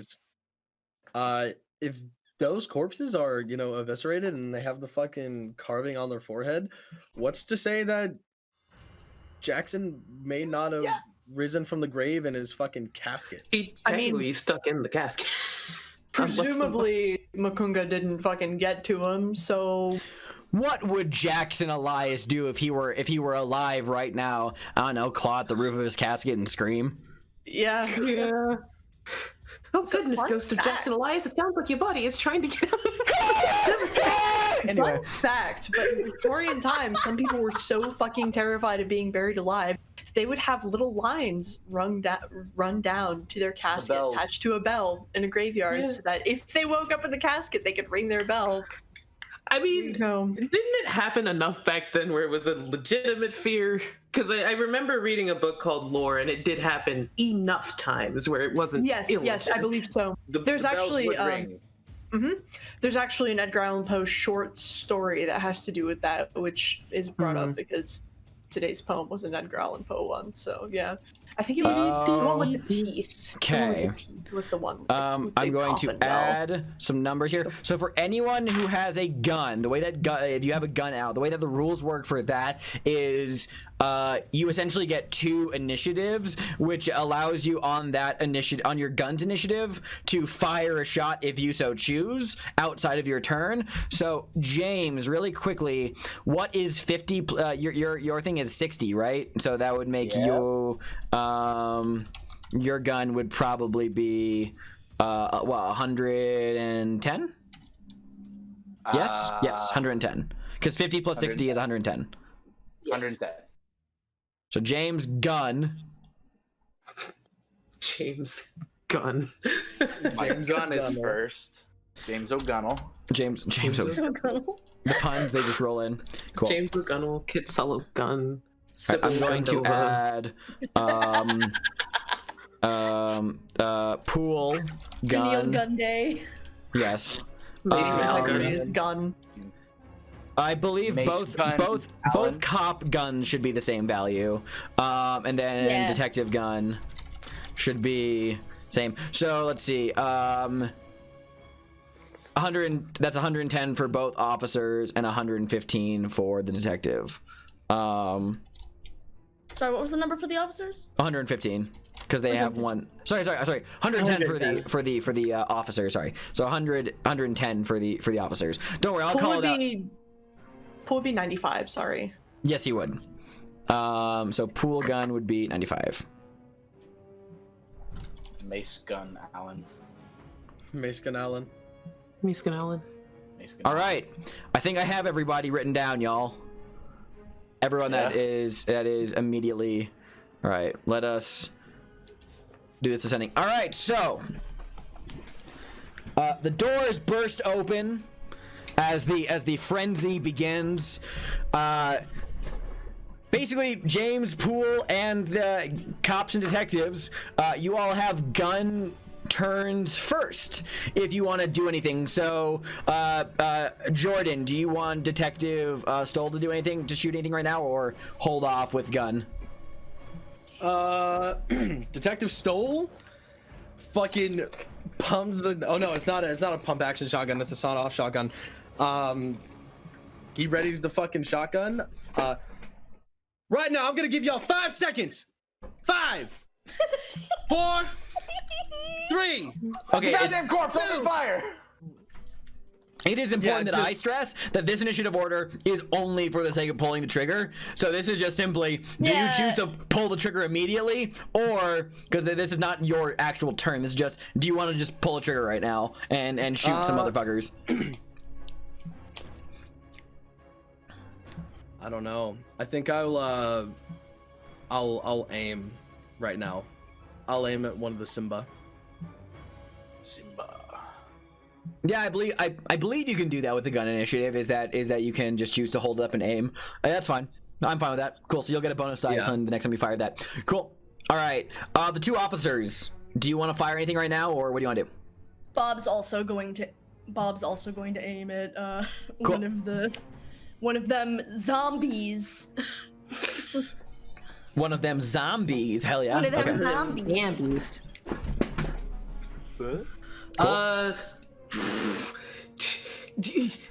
I guess same. I guess we're just all just. And cool. I'll assume that that's the default then. James, are you I'm firing? gonna fucking kill the zombie! I'm gonna shoot at the living corpse in front of me! Okay. Pick The second it moves! Bang! Do you want me to just roll a d4 to randomly decide which one you're shooting? Yeah, sure. Okay. So you'll hit the third one. I'm fine with that. Okay. All right. So you're just gonna open and fire. So here's what I will say. And I don't do this to be mean. I think this just makes the most logical sense. I am going to give you a penalty die on this only because you are shooting for a target across the room. There's a bunch of fucking cultists between you and those creatures. There's tons of people. Right. Yeah, I mean it's a room full of people. So like narrow. It's a lot of frenzy. So just like. I'll impose a penalty on this. I will give you good news though, because these zombies, they don't dodge, so they just take it like they just take it. So go ahead and roll your gun. Roll gun. Go ahead and shoot. Nice. Okay. And this is with your Colt 45 automatic. Hell yeah. Now roll a penalty. Yes. Now roll a penalty. 1 penalty die. You're still good. You are still good. Oh fuck. Simba, do not dodge. Simba. Okay. Dodge. Cool. Fucking zombie, bro. I'm gonna fucking shoot it. Where is my? I'm trained.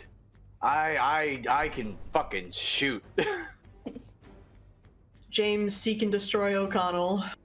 It's Atlas, you can do what you're good at. Major wounds are half hit points, right? Or greater? I believe so, but I will double check. Cool, thank you.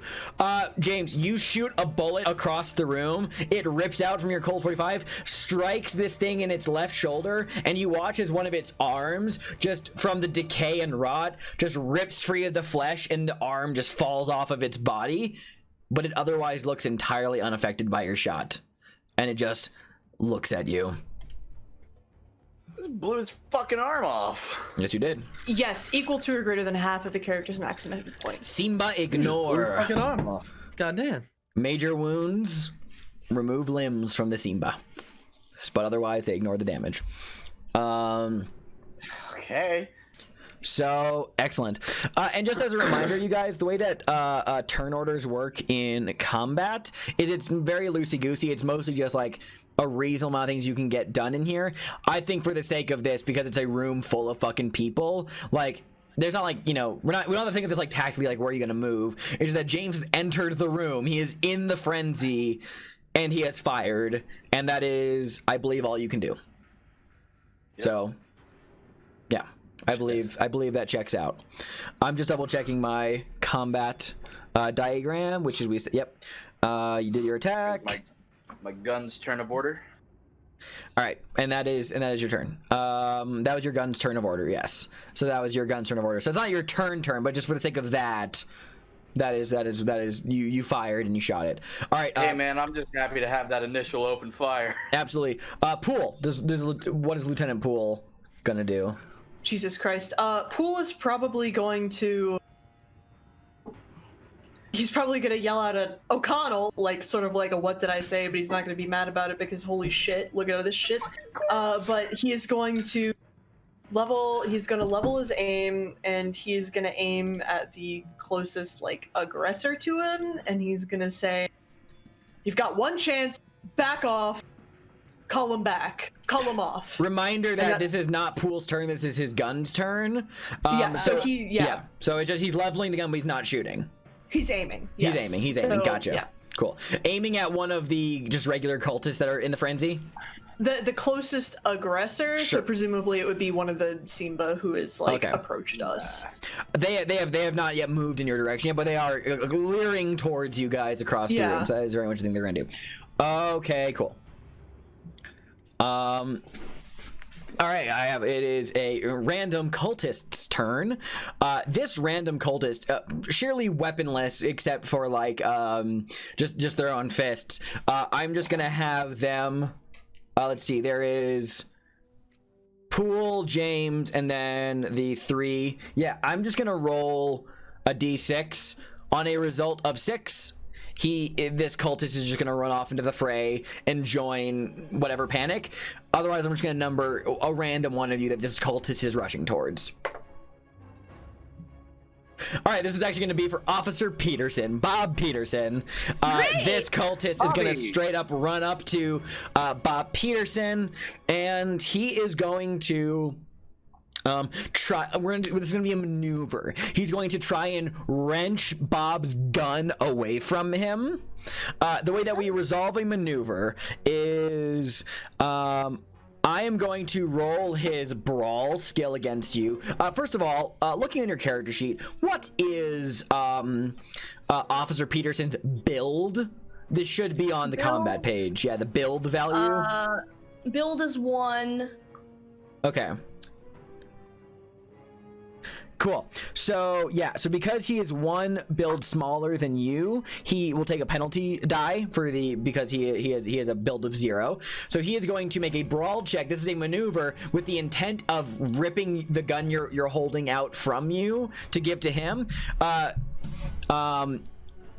We resolve this similar to how we do fightbacks in Call of Cthulhu, which is you will also roll your brawl skill, and if you win, he won't get your gun, and you like pistol whip him and deal damage to him.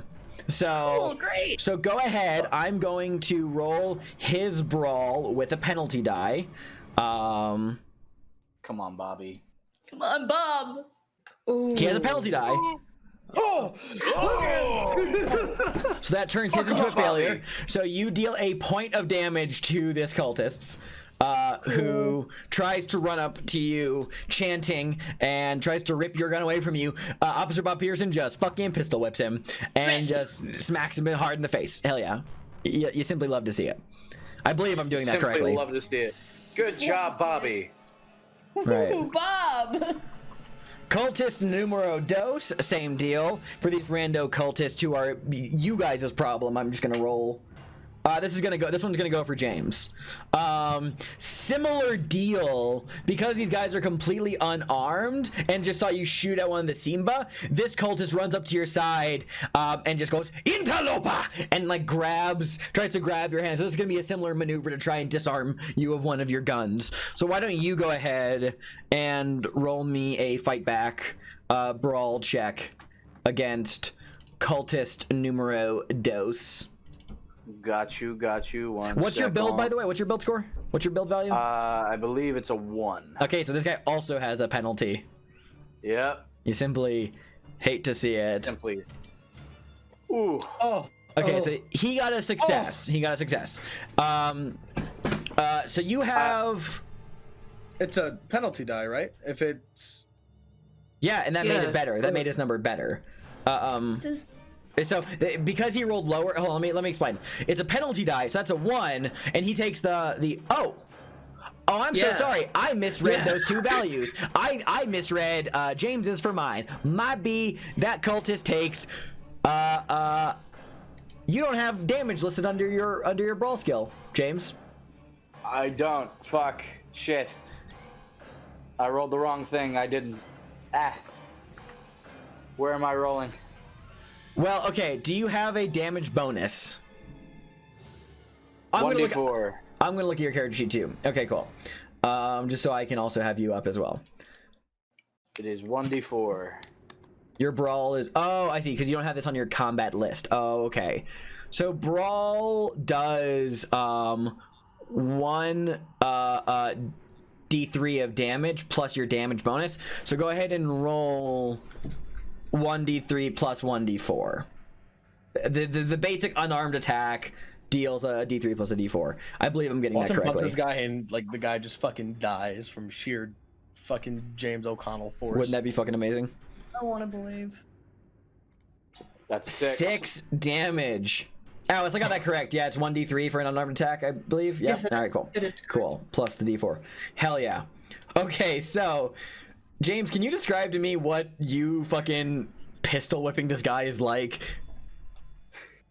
So I imagine he just like comes up, is like, interloper, and tries to grab my shit, right? Mm-hmm. And James, being probably this man's size, just goes, yeah, Nyarlathotep, bashes him across the face. Jesus. Okay. Just yells out some fucking gibberish. Just Nyarlathotep, bow. No, that was their chant. Oh, okay. Nyarlathotep. They were chanting that earlier. That is correct. Yeah, Nyarlathotep. Nyarlathotep. And then just bash him in the fucking skull. Yeah, you certainly do that. Concave his fucking nose in. Just fuck his shit up. I need to check the major wound box because that was half of his hit points. This is what I made James for. He needs to take a con thing, yeah. He needs to make he makes a con roll, and if he fails it, he just falls unconscious, right? Correct. Cool. Can we say that like you like hit him in the temple real good, like to a point where like you can see like the blood vessels in his eyes start to just like. That's a success. Yeah, it's a success. Okay, cool.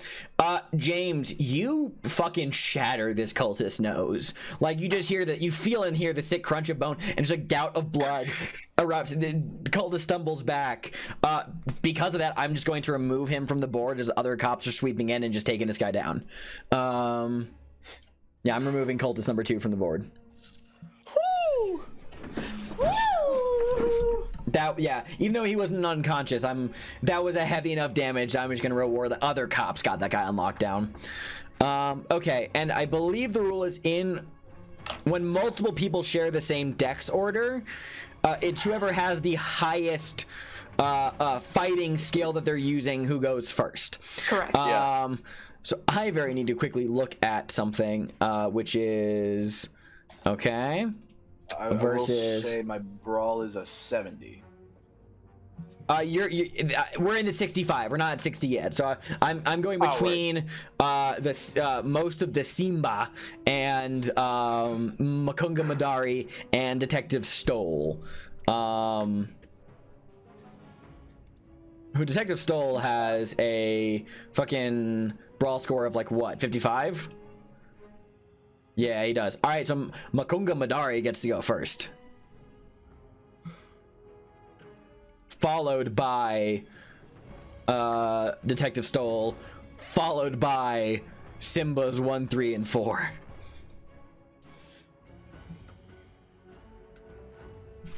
Okay. Thank you all for bearing with me. It's combat in Call of Duty is crazy. We're getting the hang of it. Dude, I fucking love this shit. It's okay. I'm finally living for my purpose. You're good. You're good. Ow. Man, how about that orgy? Am I right? You know, I bet it was tons of fun before I showed up. Sorry, not orgy. Orgiastic. It's a little different. A little different. An orgiastic gathering that they're having. They probably didn't get to the orgy part yet. Yet, presumably. Not yet. Probably Makunga supposed to be Madari after the murder. looks right at you, James, and speaks in some African language, the variation of which you're not sure on. But he raises a hand to you with a cruel leer on his face and mutters something, and you watch as a glow gathers around his palm. I'm gonna need you to make an opposed power check. So why don't you go ahead and roll your power score? Oh fuck. My mind blast. Oh no. It is mind blast. It is mind blast. What is that? How many? That's like 30 points, isn't it? Can I try to push that? You can't push rolls in combat. Cannot push combat rolls. Fuck. Okay, That's so 38 points. That's 38. and he also got a points of hard luck. success. No, that would be more because you would need to drop your roll down to a 20. Because he rolled a hard success. So Makunga Madari raises his hand at you with a cruel leer. He says something in his tongue, and then he says, "Feel the wrath of Nyarlathotep." And he casts Mind Blast. You receive a terrible mental assault. You lose 5 sanity points, and we immediately trigger temporary insanity for James. Oh, fuck, dude. So let me pull up the temporary insanity table. So this is going to be a bout of madness. There is no like roll for like, oh, do I repress? No, like it instantly triggers temporary insanity. So, I'm gonna need you, James. So yeah, you lose 5 sanity. Can you roll a D10 for me? Okay.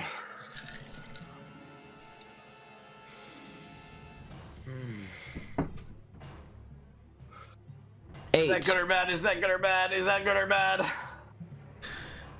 Can you roll another D10 for me? What am I rolling for? I believe with temporary insanity, one roll that you do is for how long it is, right? Correct. So, Yeah. all right, James. So James, for the next 10 rounds, of combat, you have triggered physical hysterics or emotional outburst. The investigator is incapacitated from laughing, crying, screaming, etc. for the next 10 rounds. Are you fucking kidding me, dude? So your choice of how. So I'll narrate this, and you can choose how to react to it for James. As Makunga Madari casts this spell and you mind blast, you are assailed by a terrible mental barrage. The worst aspects of the war, gruesome images, feelings, emotions, the most depraved images flash through your mind, and unearthly voices whisper and cackle at you from the back of your psyche. How is James incapacitated by this emotional outburst? Like what does he specifically do?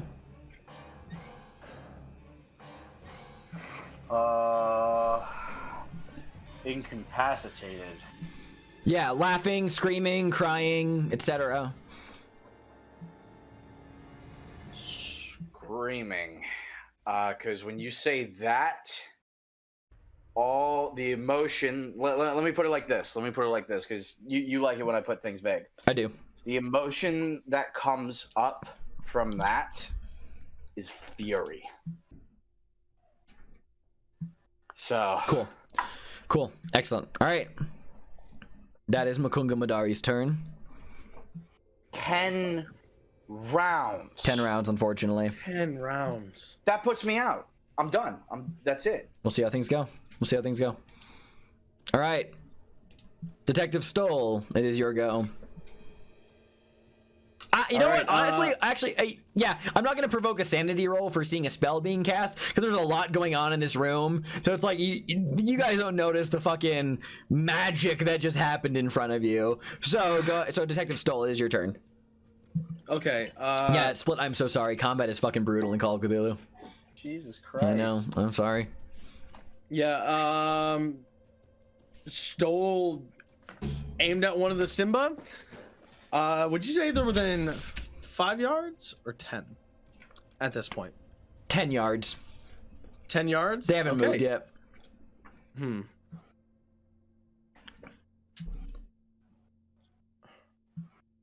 I'm sorry. I'm just trying to think about whether or not I should walk forward and do it or just. Up to you. Entirely up to you. Yeah, fuck it. Motherfucking Stoll walks up 5 yards and blasts the Simba that James fucking shot. Okay, cool. Where are you shooting it? Just like straight in the fucking chest. Center of mass, absolutely. All right, Center of mass. Go ahead and give me an attack with your shotgun. Oh God. shit! Oh baby. That's 42 damage. That's some impale. That's 42 fucking damage. It is, and I hate feeling like an asshole. Oh, sorry. Let me determine which one you were hitting. Simba 1. You hit Simba 1. You shoot this thing full on center of mass. It blasts a couple of its limbs off. It takes 0 damage. You gotta shoot the brain. Oh man. Oh fuck me, dude. All right. So that is Detective Stoll. You've moved into the center of the room. You fire a shot.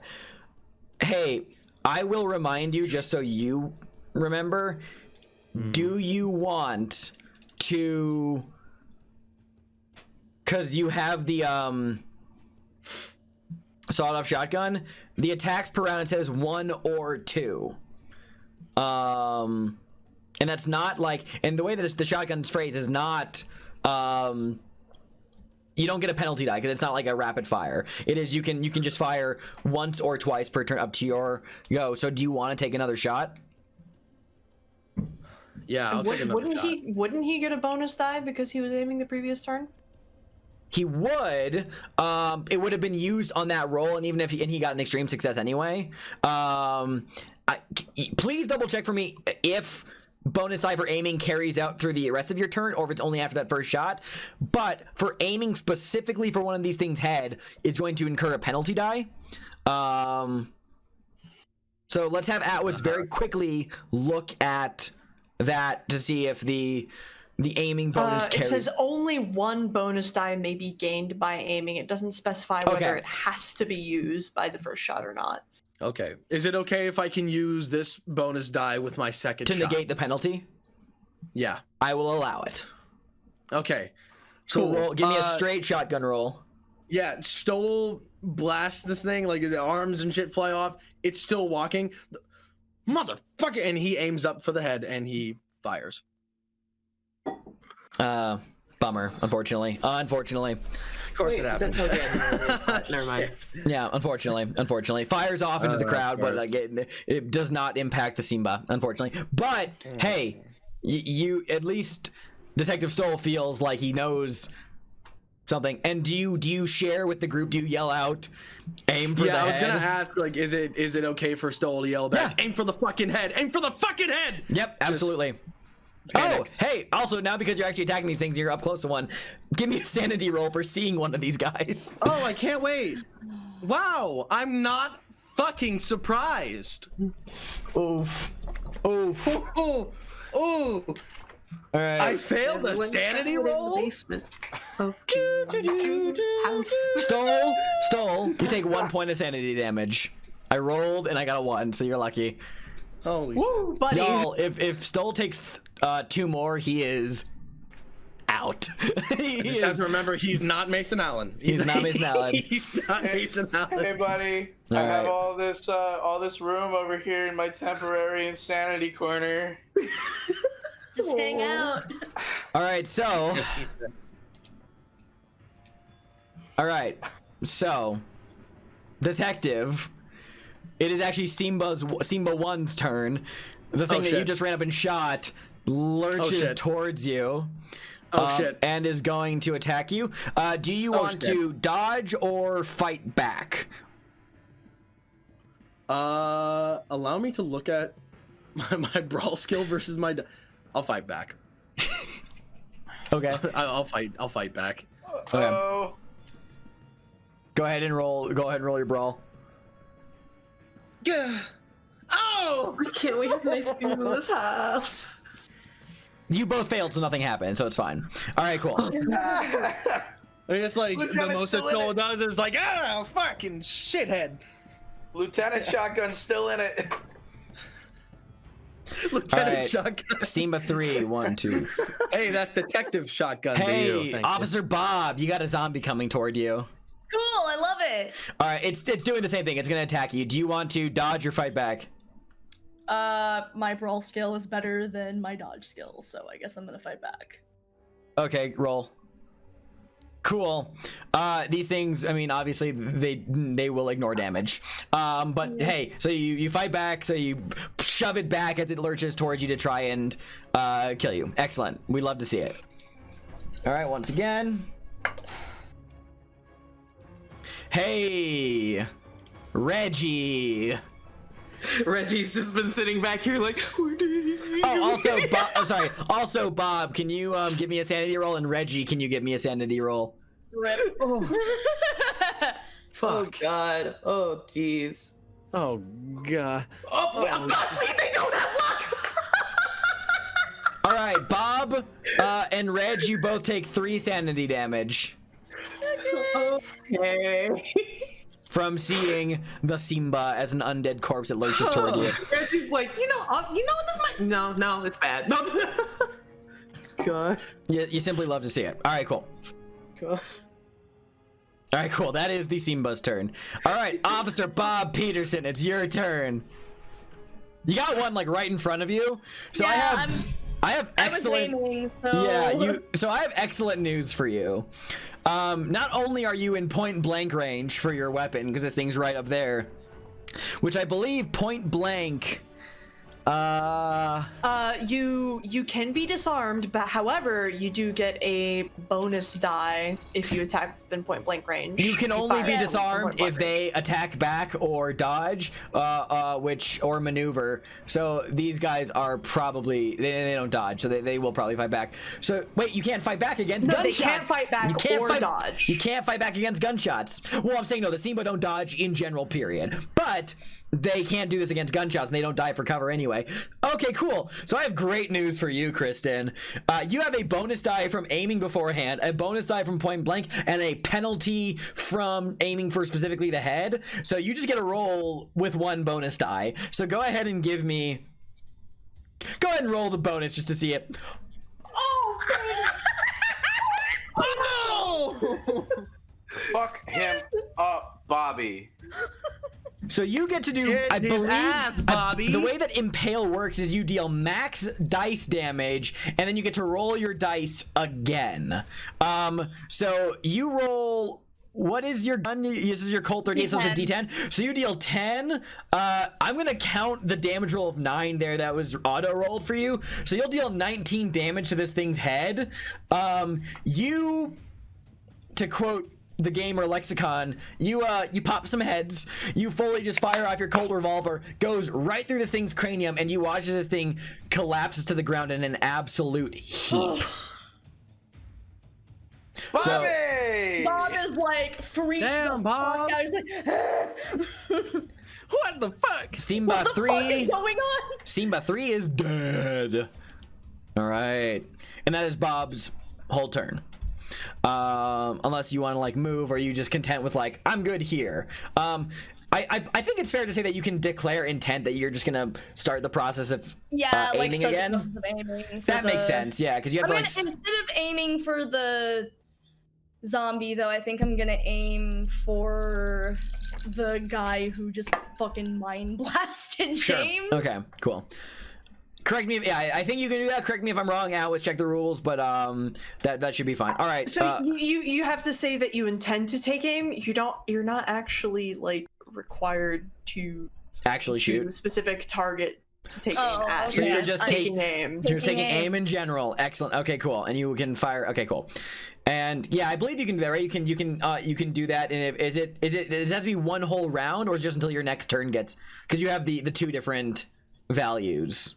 Double check that while we move on. Okay, yeah. Reg, actually, it's James and Reggie have the same score, so I'll let you two decide between yourselves.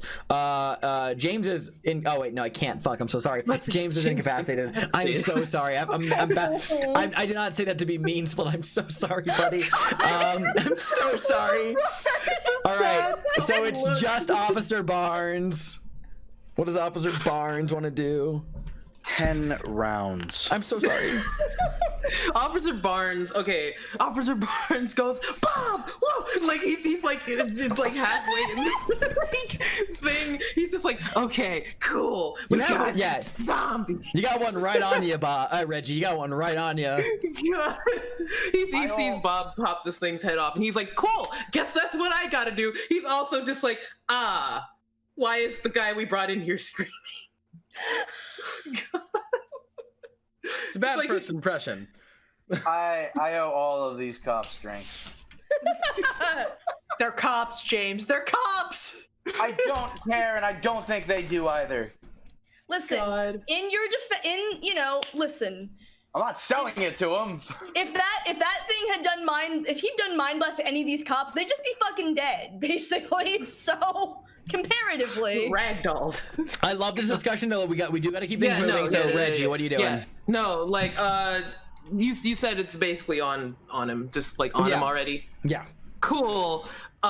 He just saw somebody shoot the thing in the head and it finally died. So I guess like the thing in front of him, he's gonna be like, oh, I have to do that. Mm-hmm. So fuck. Is it a situation where it's like point blank plus aiming? Point blank plus aiming plus minus. So it's just one roll plus dice value. Yeah. Plus bonus. Yeah. So you get a bonus. You get a bonus.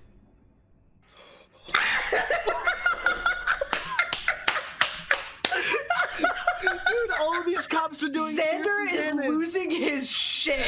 All of these cops are flabbergasted. Xander, I don't know if you realize it, but you hired 3 fucking John Wicks, dude. What the fuck? Excuse you. I labeled these guys as cannon fodder. Everything's gonna go to shit next round. I can feel it. Is an 8 an extreme success for you? Hold on. First is 45. I'm looking right now. Yeah, a 45. You rolled an 8. That's an extreme success. So you deal. This is with your fucking Colt 38. Should be because I don't think All I have right, another gun. so roll a d10. Roll a d10. And just going forward, don't roll your skill. Roll the attack on your combat page. That'll auto roll damage. But go ahead and just roll a d10. 15 damage. Okay, you also killed this Simba. Yeah, let's fucking go. 2 Simbas down. I'm double checking though, just to be sure. Ignore damage except to the head. God damn it. Split and Kristen, y'all just missed something fucking crazy. Oh, I'm sorry. Oh my gosh, that was awesome. I'll listen back to it later. You better. We're all Okay. scoring fucking extreme success. Barnes is hopped up on goddamn adrenaline at this point. Okay. Holy fuck. Let me get a quick head count right here. Yeah, okay. All right. Detective Stoll, you got another Simba coming toward you. Simba. All right, cool. Not this time, motherfucker. Is he at 5 yards? He's coming. Coming at me at 5 yards? He's coming to you. But you don't get to shoot as a reaction. Oh, okay. Oh, right. Yeah, right. it's just Stoll already took a fight back this round, he right? did, so he can't. You can only do it once, so you can't do it again. Yeah, you can't Can fight I back again. dodge? You can dodge. You No. can't dodge either. Is it? Wait, I'm is just it gonna only have once, to or is take it with a penalty? I'm pretty sure you can only take one evasive quote action Per combat round. That's true, and we're still in round 1. So you're just gonna have to take this. I'm just gonna have to take it. Oh, Yeah, we'll see please if it succeeds, though. fucking We'll see fail. if it succeeds. Oh, you're shitting. Oh, you're shitting. All right. So That's not half my health though. Wait, is it like the same thing as earlier if his build is like one above it? This is not a maneuver. This is an attack. Oh, it's not a maneuver. yeah, it's an build attack. only Okay. comes in for builds. I'm literally trying to keep. I'm trying to keep my shit alive. Okay. Yeah. So you take 5. So wait, that's not so it's not a major wound. So luckily it's No, not yet. Not yet. Okay, cool. So but like the Simba, you finish popping off one of their heads, or firing at one. Not you don't kill the one you were looking at. You fire off a shotgun at one, you miss, but another one comes up on your side and just begins to claw and bite into you and just begin to tear open your uniform and takes a chunk of flesh out of your arm. Nothing life-threatening, but man, does it fucking hurt. Stoll screams in response. Probably, yeah. Lets out a big fucking. That tracks. Silas Nakwane cowers in the corner. All right. Pool, it is your turn. Pool is taking aim, and like I said earlier, you don't actually have you don't have to to fire declare. at the thing that you declared you're taking. You just have to declare you're taking aim. He saw this feather-caped guy do something. He doesn't know what, but it was some shit. And he said something earlier, so Pool is gonna level his handgun at Makunga and fire there. Fire. Okay, cool. Go ahead. Do I get my bonus from my aiming?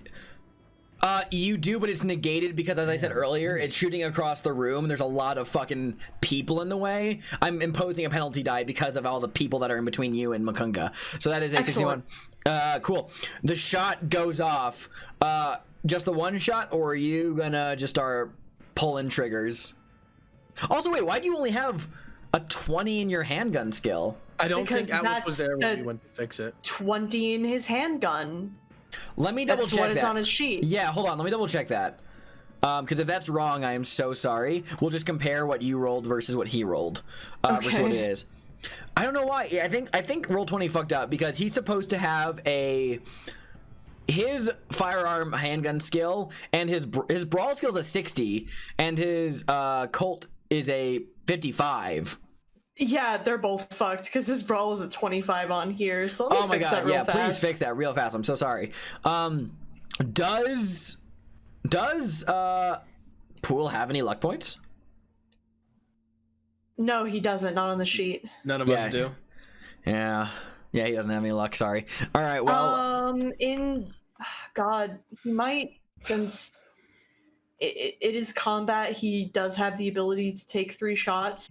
He might pop off another shot and just yeah. Okay, go ahead and die. go ahead and pop 2 penalty die because it stacks. Because you have the one from shooting across the room. You know. Well, I don't think it matters. Yeah. So Okay, so you pop off shots, but but Lieutenant Poole does not hit Makunga Madari. he just fucking curses. All right. God. Detective Stoll, it is your gun turn. Do you just want to like free shot the Simba that is currently eating you? So I know that was an attack. Is he grappled on me? Did he make like a grapple thing on me? No, he's not Or- grappled you. And by the way, this is the top of a new round, by the way, just so everyone knows. He does not grapple you. He just is attacking you. But it is Okay. your gun turn, so do you want to pull the trigger on this Simba right in front of you? Yeah. I'll fucking. Okay. I'll lay a shot. It is a straight roll because you have a bonus from point blank and a penalty from aiming specifically for the head. Of fucking course. Of fucking course. Yeah, this thing is wrestling with you hardcore, and you just fire your shots straight up in the Can I ceiling. take my second shot? Can you? That's a good question, because it says 1 or 2 shots. You wait. Hold on. How much ammo do you have? Oh no! I spent my 2 fucking shots You already. did. I have Last to turn. reload. You have to reload. So I believe. Can you reload? No, you can't reload on your gun initiative, because that's just for pulling the trigger, right? I think you have to reload on your turn. Yeah. Okay. Cool. So you can't. Okay. Unfortunately. Sorry. All right. But hey, good to keep in mind. Okay. Officers, it is your gun turn. Take an aim. Take an aim. Cool.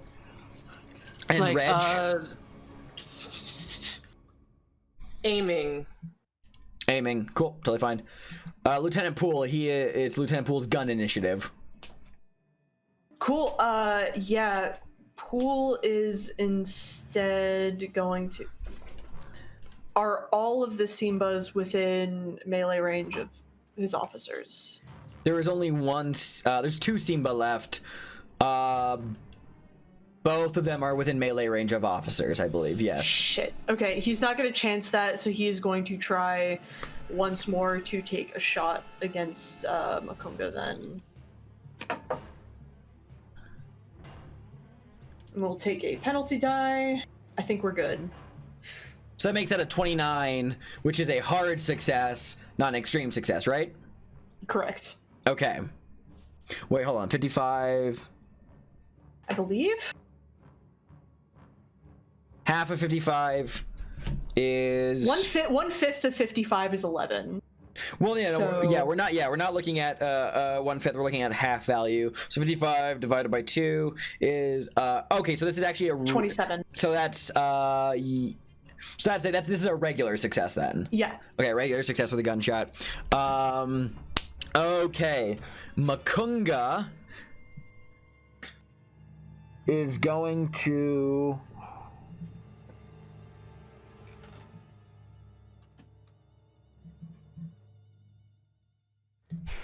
The only option he has is to dive for cover, I believe. Yes. Which would negate his turn, I think. So instead, It would negate his next turn, yes. his next turn. So Makunga takes the shot. He gets shot right in the fucking shoulder, and he just takes it and locks eyes with you, Lieutenant Poole. So I will reduce. Fuck. I will reduce Poole's. I'm sorry. I'll reduce Makunga's health by 3. Pool is gonna take Pool's gonna take another shot. He has 3 opportunities and 6 ammo, so he's got 4 ammo left from last time. So yeah, he's gonna take another first shot. Fuck it.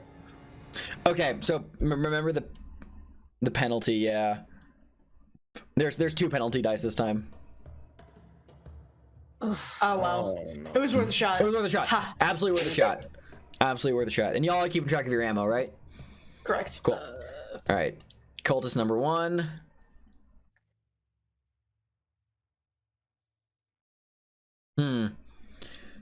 Cultist number 1 is just going to go up to the incapacitated James and just grab him and drag him into the crowd. Oh no. And because you can't do anything about that, unfortunately, just drags him, starts dragging James towards Makunga Madari. Oh no. And speaking of, it is Makunga's turn. Makunga looks directly at Lieutenant Poole. Let me survey this really quickly.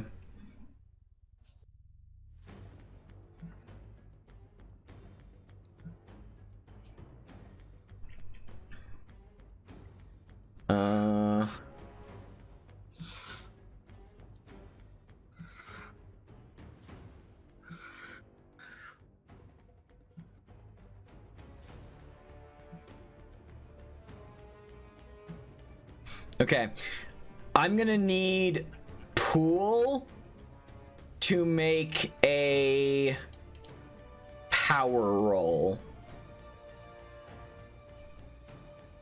Are you fucking kidding me? What the fuck?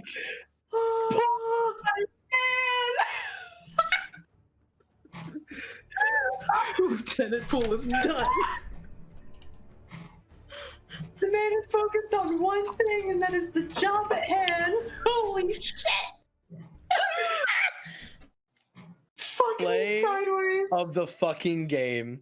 Play of the game. Lieutenant Poole. Oh, I'm mad now, bitches. My mind blast. I'm so sorry. My clutch of Neogtha. I'm so sorry. He rolled That a would have been 1. sick. He rolled a 1. This motherfucker.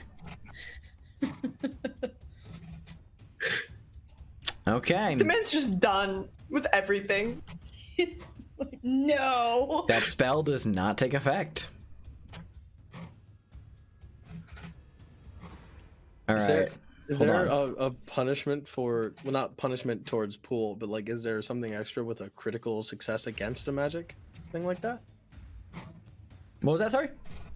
Is there something extra that comes with having a critical There success is not. against magic? There is not. Okay. I mean, you ran through a spell. Detective Yeah, that's Stoll, it is your turn. All right. I guess I'll reload. Maybe am I able to reload and get myself separated from these fucking zombies? Wait, no. James just got fucking O'Connell napped. I gotta get him. Am I? Yeah, you can. How You can can. I- You can run over there. How can I retrieve O'Connell? Kidnapped. Let's consider this a maneuver attack, which Okay. is you would run over there and you are trying to essentially remove the cultist's grasp on James. I think that's Alright, fair yeah, to say. I'm gonna- So you're just I'm gonna gonna do roll your that. brawl skill against this dude's brawl skill. I gotta. Oh shit! Yeah, Xander is dude. dying inside. Xander's dying externally and internally right now. He looks at the camera as though he was at the office. Listen, Split sucked up all of the bad luck. I always do. Okay, Yeah, okay. Detective Stoll runs up on this guy and just says, "I said, get the fuck on the ground!" and just rips him off of. You shove the James. cultist off of James and push him deeper into the crowd. Yeah. You grab James, who is just screaming incoherently. All right. But yeah, he grabs James. Come on, kid. It's gonna be all right. Come on, let's fucking go. Gonna try to pull him away. Pull him away. Okay, you start dragging him out. Absolutely. Okay. Simba number 1's turn. Thank you. Dice. This is the same Simba that was originally attacking you. I'm just gonna have it attack the detective again because I'm an angry motherfucker right now. You're fine. So Simba number 1's gonna attack you. You have not done any reactions, so therefore you can choose if you want to dodge or fight back against this. Dodging just negates all damage, and you can just dip out of there. Fighting back, I mean, it normally does damage. But I will remind you that these guys are immune to all damage unless you shoot them in the head. Mm-hmm. So just it depends on what you. I mean, you can roll either one because if one's higher than the other, then I totally get it. But the Simba is just going to roll a. And with these oppositions, it's not a matter of like whether or not it's a success. It's a matter of like if I'm more successful than him. Correct. Right? Yes, and if you get a tie, it goes to the attacker in this case. Okay. And real quick, by the way, before I roll anything, I am looking at the rules. Because technically you are surrounded by enemies. I'm just double checking the outnumbered rules. You have not fought back or dodged in this present combat round, so you are unaffected by that right now. So the Simba is just gonna make a straight attack against you. All right, roll roll against it. will I be able, like, if I succeed on a brawl roll, will I be able to say that I can push him back instead of doing damage? I mean, mechanically, it's not gonna have a huge difference. If you do fight back, you just you can just like shove him, and it like pushes him back, but it's like mechanically not gonna offer hard success. All right, you beat him. Yeah, you beat that. Yeah, all right, cool. While he is like holding James by like under like the armpits, like with the elbows, zombie comes up. He just fucking kicks him. He just fucking kicks him back as he's continuing to pull James back out of the crowd to the door. Okay. Bob and Barnes, it is your turn. Decide which of you wants to go first. I'll go. I'm gonna shoot Featherman. You want to shoot Featherman? Okay.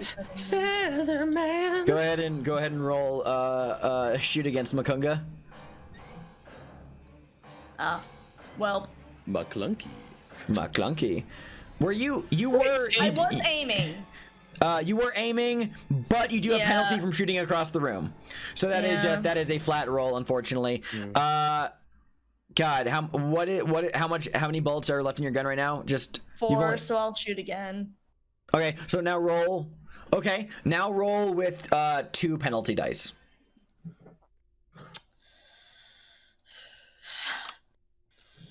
Yo, that's a success. That's 1 point. That Depends on what he does. That's 1 point of damage. Makunga's gonna take it. How much health does Makunga fucking have? Ain't that a good question? He's just taking it. The man's built. He's built different, baby. Shit. He's built different, baby. Goddamn. Okay, cool. And Officer Barnes. Okay, so James is taken care of because that was what I was gonna do on my thing. I'm glad that was taken care of. It's like James is taken care of. Honestly, Barnes is kind of spooked that Makunga's not like reacting to being shot, so he's gonna take care of the other thing that needs to be shot. If I remember, there is one other Simba. And it is within melee range, yeah. Yes, that's right. There are 2 Simba left. My bad. Sorry. There's 2. I'm not counting the one that's just because it's too close to. Yes, absolutely. All right, so can't think of anything else to do. Guess I'm gonna shoot there and do it in the combat window. Yeah, combat window. And add a penalty die. Doesn't matter. Okay. Okay. Cool. You fire. Do you want to unload a chamber or like? Wait. Was there a penalty die? Because it would have just evened out.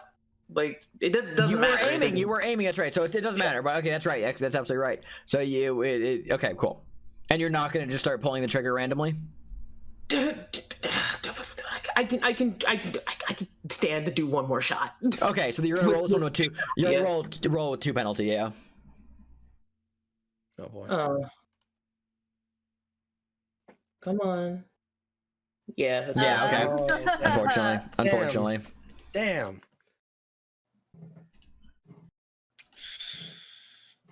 We're at the point, like, okay, no, that's the whole turn. Because I was about to say, listen, if he's allowed to move anymore, he's just like, okay, I'm gonna end up punching this thing in the fucking head. Simba number 2 is gonna go after. All right. It's gonna go after Bob. You've been too effective. You leave Bob alone, you son of a bitch! Okay, well, I guess I will. I mean, they have a 30. It's not a. Yeah. You don't need to do. I mean, if you want, you don't need to do shit. This thing doesn't hit you. Yeah, you don't need to do anything. Silas is still cowering in the back corner. Pool, it is your turn.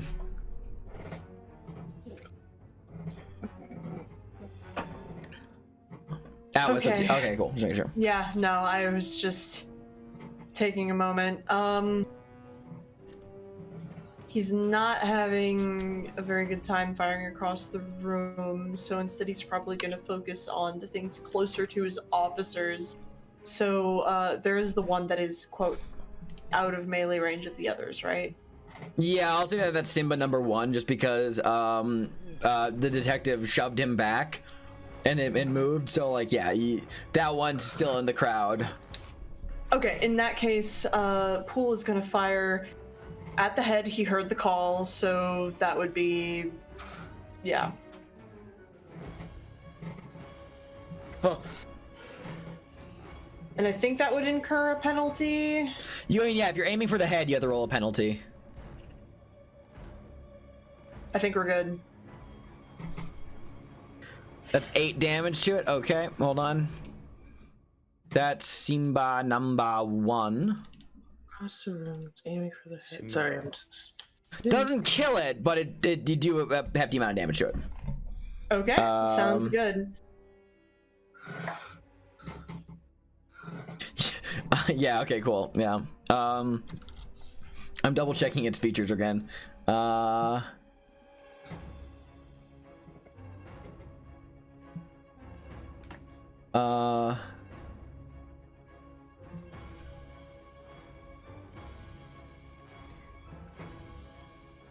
Here's the wording. Major wounds delivered to a Simba result in the loss of a limb. Otherwise, ignore damage except for the head. That was both a headshot and a limb and a major wound to it. Would that be? I would presume. I'm just gonna say that because of how heavily rotting this thing is, a limb falls off, but the head doesn't just like immediately explode. Okay. Yeah. Okay. Cool. Moving on. You good with that? Yeah, sounds fine to me. All right, we are back at the top. This is round 3. All right, detective. It is your gun. It's your gun turn. You didn't reload last round, so you can't do anything. All right, cool. Couldn't. Can I hit with like the butt of the gun? It's just for pulling the trigger. There is an option. You can reload one and shoot one, but you would be shooting with a penalty die. Okay, is it possible for me to just reload, or do I have to reload one and shoot one? You don't have to. You can just reload. But you okay, can't. Yeah, I'll just fucking. Can you reload on a gun initiative though? Because the gun initiative is just for pulling the trigger and like acting with the gun, I should say. That's more comprehensive. That's more and my argument is that you couldn't, because like the point of the gun initiative is for reacting quickly with the gun, for just pulling the trigger, aiming and shooting. That's what I was about to say. So you can't reload on this initiative. Okay. In that case, I can't do anything. So can't do anything. Pool, it is your gun turn. Okay, Pool has got 1 shot left, so he's going to once more level shot at the Simba that he was aiming at previously. So go for it. Oh, I think we're good. Yeah, that's a 54 out of 55. That still hits. That still hits. So it's not extreme damage, so it only deals 2. Okay. Yeah, but it's still something. That's oh my gosh. Still something. Wait. No, never mind. Yeah. Cool. Okay. Cultist number 1, who got disarmed. I'm going to say that he is actually just going to run off into the fray, so I'm going to remove him from the order. Oh, so that's both cultists. Both cultists who were engaging with you guys. I'm going to say, so far you guys have actually been doing pretty astonishingly well. The tug of war between the forces right now is leaning in the favor of the NYPD. So that could change, but I'm just letting you guys know that that's how it is right now. All right, it is Makunga's turn. Let's see.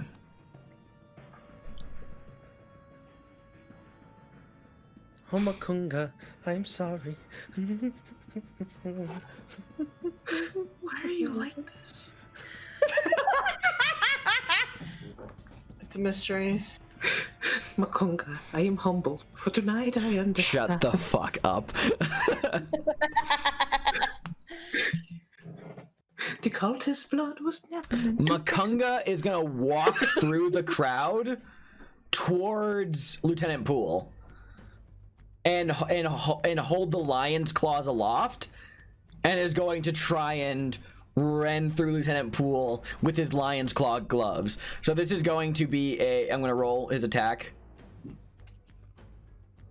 Are you fucking kidding me?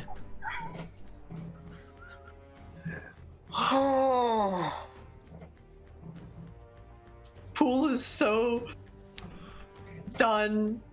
He cannot process anything that is going on. He's a man acting on instinct alone. Poole hasn't made any Lieutenant Poole, man of reactions at action. all. Fuck, he hasn't done any No, reactions. he's not.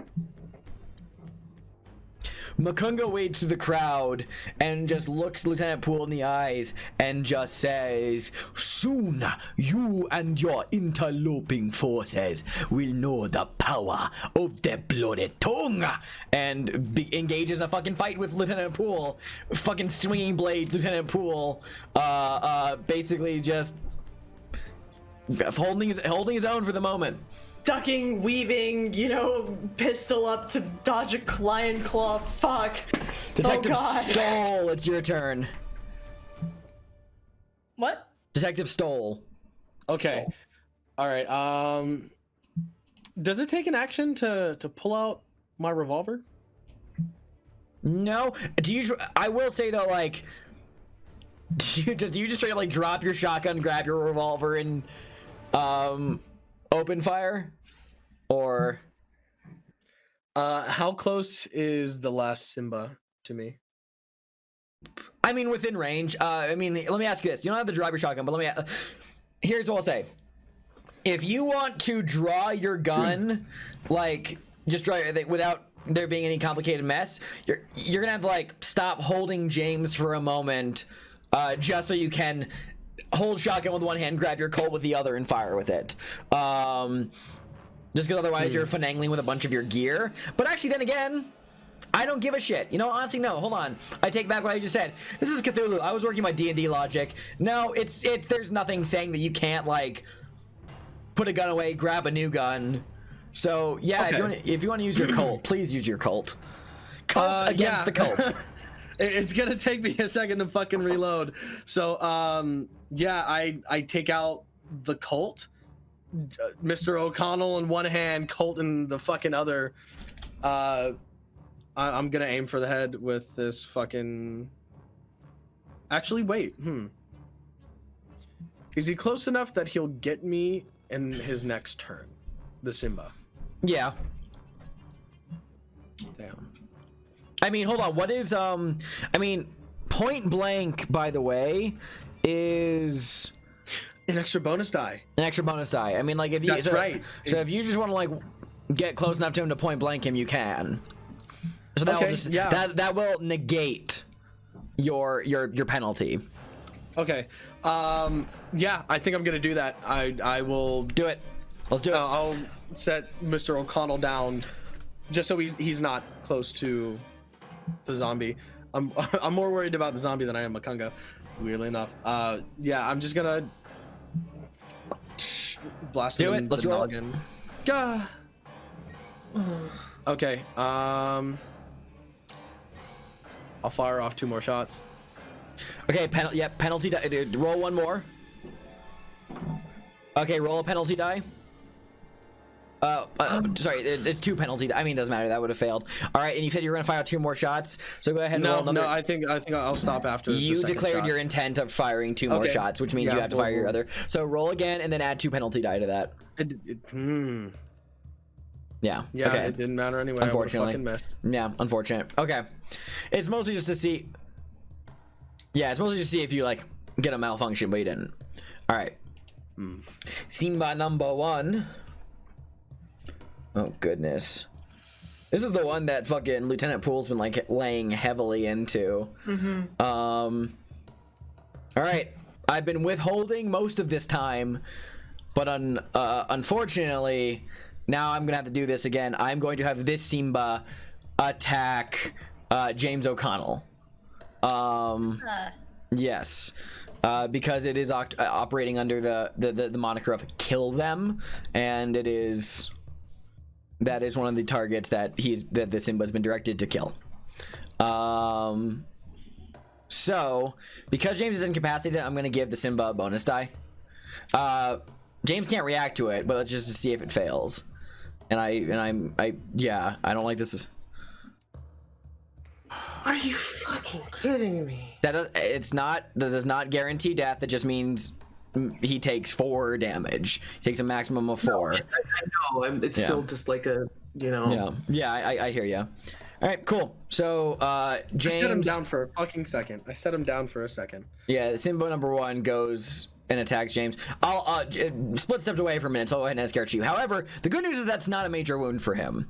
So that's only going to be a... So James O'Connell's down to 7 hit points.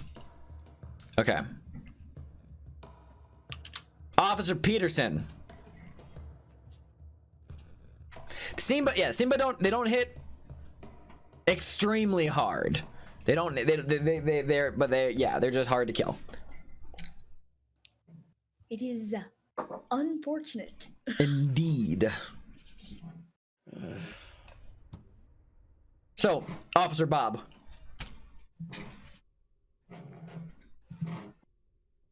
Oh, right, sorry. I'm very stressed out.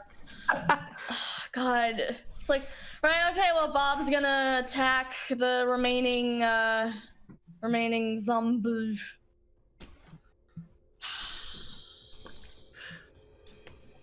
I was aiming for the head. How many shots do you have left? I have 3.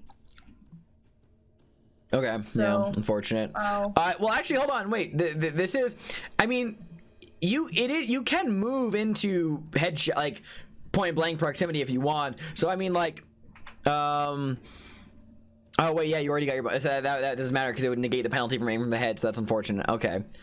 And do you not want to just start firing off random shots? I'll shoot one more.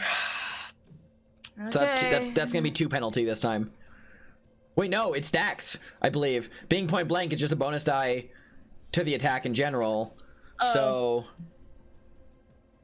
do we want to negate that second? hold on. I'm holding for. I think right? Point blank, you just gain a You bonus die. You just gain a bonus die per attack. So I mean, like, we'll call that first one. It would be a penalty. That would be a penalty. The penalty would have been picked up. So it still succeeds. So you still shoot this thing in the head for 10 damage. Yay! Which, hold on one second. Hold. Which one do you want to kill? The one on James or the one that was attacking other people? The one on James. Yeah, you kill it.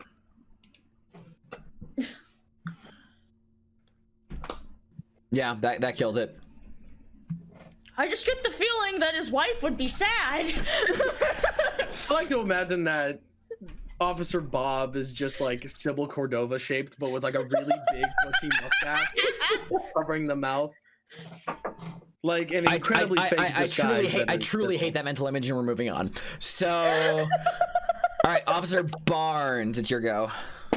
Barnes has 3 shots left. Just letting you know I'm keeping track. I aimed. God, how's Poole looking? He's holding his fucking own at the moment. Scared, but yeah, he's got Makunga bearing down on him. Okay, Barnes is gonna decide that maybe trying to get rid of this last other thing will make it easier to focus on the giant man in the room. So gonna try to get to point blank range of the last Steamba. All right, so that's point blank plus penalty, so it's a straight roll. Plus per head, so it's a straight roll. And wait, okay. Wait, you spent? You aimed earlier, so that's actually you get another bonus. So roll a bonus. Roll a bonus. Fuck. Unfortunate. Went to the first half of the fight. God dang it. Unfortunate. However, do you want to fire off 2 more rando shots or no? Or 1 or 2 more rando shots? You are in point blank, so that negates a bonus die. Yeah. Or penalty die, rather. That negates 1 penalty die. So you want to give it a flat roll? I'll give it a flat roll. Wait, sorry. It's point blank, and then 2 penalty die. So there's still 1 penalty die, right? I believe so. Yeah. Okay, so right. just- It doesn't yep, count anymore Yep, because yep, you know. because you already did the aiming. Go ahead and Okay. give me a penalty. Unfortunate. Really fucking unfortunate. I'm so sorry. All right. Simba number 2 is, man. Yeah, I mean, the thing that's right, the one that's right in front of Simba number 2, I believe, is Detective Stoll. Well, here we go. No, wait, wouldn't it be me? We're both point blank. It aren't is we? you. It is you. You were just shooting at it. Actually, hold on. Stoll, odds or evens? Evens. All right, it is attacking Reggie. Whoop. Whoop. So just a straight attack. It fails. Okay. Silas Nikwane cowers in the corner. We will. All right, Lieutenant Poole is staring Makunga Madari right in the fucking face, and it is Poole's turn. Fuck him up, Pool. Fuck his shit up. I get a bonus die for this. Because I'm point blank, baby.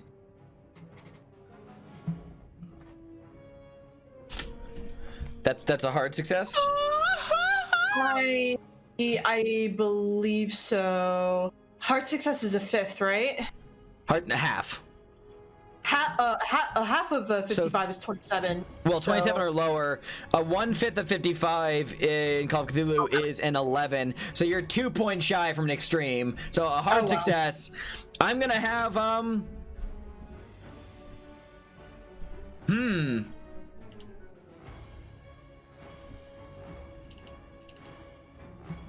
You can't. You can't dive for cover on a point blank, can you? Or can you? I think you can. I don't remember seeing anything about let's not being see. able to. Diving for cover requires. It just says it requires a dodge roll, and it depends on like if there's cover and shit up to the Yeah, keeper. I'm gonna have Mason Makunga. and- I'm gonna have Makunga dodge. I'm gonna dive Yeah, for Mason cover. and Peter Haas were both point blank with each other when I was able to dodge. Yes, this is a before. dodge roll. Shit. That doesn't That's still succeed. a That doesn't hard succeed. versus- That's a hard yeah. versus. So that one negates Makunga's next turn, and 2, he still takes the 6 points of damage. Yeah. Fuck me. Okay, so Makunga dives. Lieutenant Poole still shoots Makunga as he tries to dive away into the crowd that is actually slowly being more and more corralled. Officers around you guys have been popping off shots, clapping down on cultists. There are bodies, both that have been shot dead, but also cultists that have been knocked unconscious and incapacitated. That are the NYPD is holding its line, and they are now really beginning to get at the edge in here. All right, Detective Stoll, it is your gun's turn. You are holding your Colt. Your Colt is in your Yeah. hand from last turn. That still has ammo Colt in this it. time. I'm with my boy Reggie. We're we're gonna go after this fucking zombie. I'll pop a shot. I'll aim for the head. Point All blank. right, so just flat roll. The last Simba is dead. The last Simba Yay! that was bearing down on Officer Reggie. From behind, Detective Stoll comes up, plants the coal up behind its skull, fires off a shot. Brains and blood erupt out from its skull as the Simba collapses to the ground. No more. Poole looking at Reggie, just breathing heavy, looks him in the eyes. All right, cool. He drinks later. It is the officer's 2 guns initiative. If you have any bullets in your guns left, I have one bullet. I have 1 bullet left.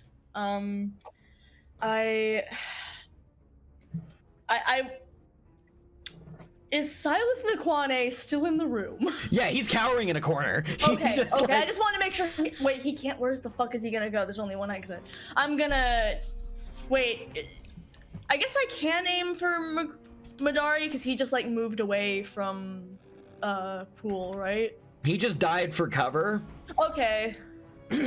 Yeah, which means that like he is just fully sprawled out on the ground, surrounded by his cultists that are being corralled, looking around with anger and dismay at the state of affairs around him. If he could move and he's on the ground, both of us could go towards him. And Yeah, I'm gonna go toward him and aim. This is your firearm initiative. So Yeah. you can't move towards him, but you can start aiming. No, I'm saying that Yeah. later down the line. Gotcha. we're playing. Same brain cell. Gotcha.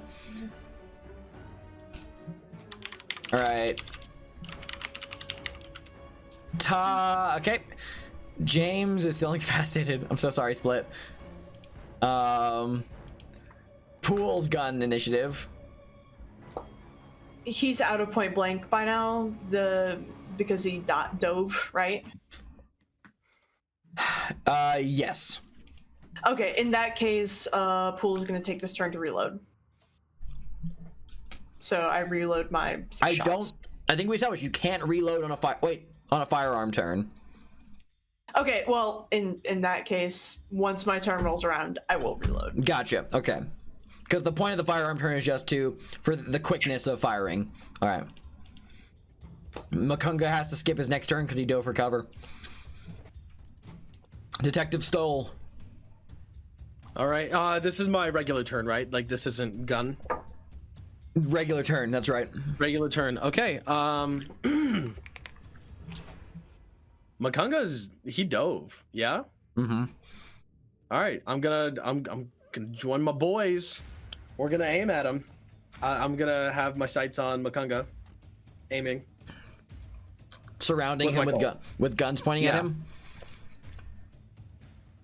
Officer Bob and Officer Barnes. Yeah, joining up with No, Officer Bob and Officer Barnes, it is now your turn. You're walking up to Ober Madari and pointing guns down at him. Kristen? Yeah. Are you firing at him or are you just pointing guns at him? They're looking between each other. Yeah, like looks at Officer Pool like. Pool is kind of like at this point, it's more of a. He's collateral, but if you can book him, that would be great. But like, he's tried to fucking murder us all. So if you murder him, like, shrug. But it would be good to incapacitate him and have him so you can fucking talk. Me, the guy who's actually role playing Lieutenant Poole, agrees with that sentiment. Cool. All right. He's on the ground. I'm gonna try to, like, cuff him. Oh, you want to try and cuff him? And cuff him. Okay. Go ahead and give me a this will be a maneuver because now that we're a new round, he can choose to fight back. If Bob attempts that and we see that the Makunga struggling with the other two, would the other two be able to help try to hold him down? Let's do Bob first. So let's start with Bob. So go ahead and give me use your brawl skill to maneuver. Regular success. All right, I'm gonna have Makunga roll a fight back. With his fucking lion's claws because they're strapped to his fists because he can't do that. Well.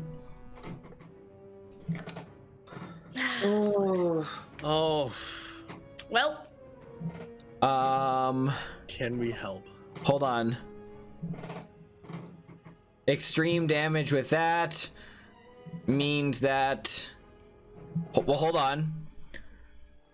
Extreme damage with a melee weapon means he does the absolute max amount of damage. Let me double check to see if his claws are considered impaling weapons, because if they are, they're about to do a lot more damage to Officer Bob. I named them cannon fodder for a reason. Let me kill one of them, damn it. If I can keep his claws busy for someone else to cuff him. We could just shoot him. I was about to say, if he attacks Bob, we have every right to shoot him now. Like we're gonna shoot him if he attacks you. Looking at the weapons list really quickly.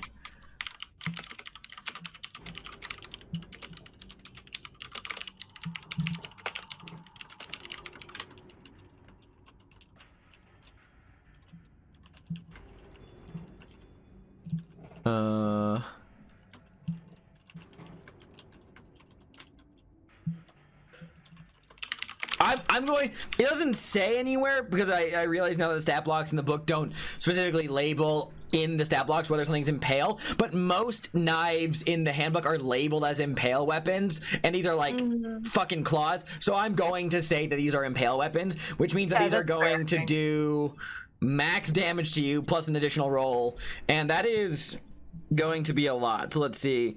That is going to be.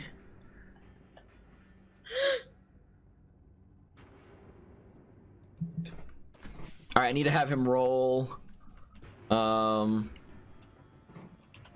Again. Here, I'll just roll another attack to see. Actually, no, I'll just roll it in the chat.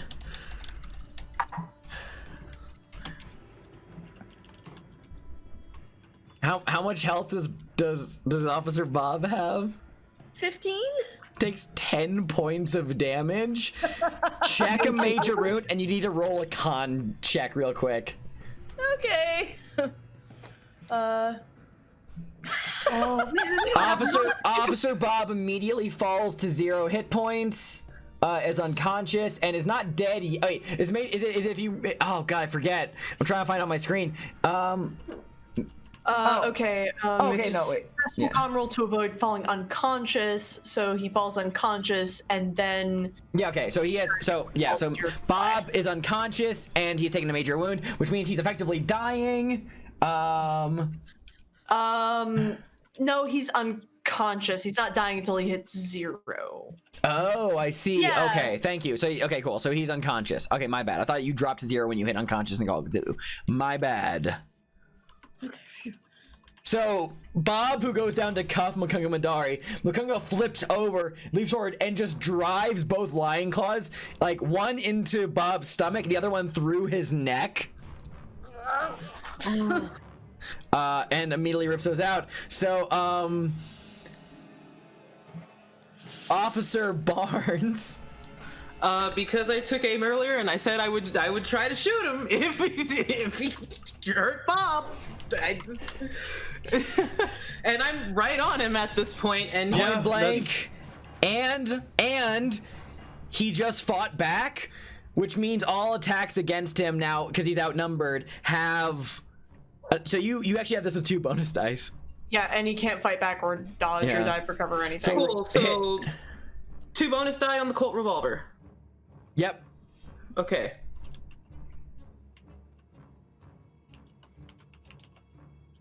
And I hit it again. Dang. Okay. So base 9 damage to Makunga Madari.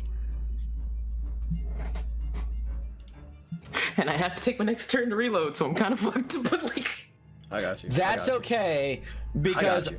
Officer Barnes, in responding this, shoots Makunga Madari in the head, and he falls limp and dead on the floor of the cellar. Because Makunga Madari is dead, I consider this an immediate victory for the raid, which now means that the NYPD will now succeed in overcoming the forces of the Cult of the Bloody Tongue on this matter. Let's let this intense song finish. Boom. Makunga's body, after removing the lion's claws from Officer Bob Peterson, Officer Barnes pops off a shot that goes right through Makunga's forehead, out the back of his skull, and he just hits the ground, eyes wide, staring up at the ceiling, looking up, just in just blank horrifying stare. Let's see. So you said that Bob Peterson is currently dying right now, but he's not like dead. He's dying. he's just unconscious. No, he's unconscious. He's unconscious. So basically, Okay. Here's what I'll say for the summary of the raid, which means that Bob will be rushed off to be attended to by Kit Sullivan. We'll get to that in a bit. The I'm more forces. worried about James.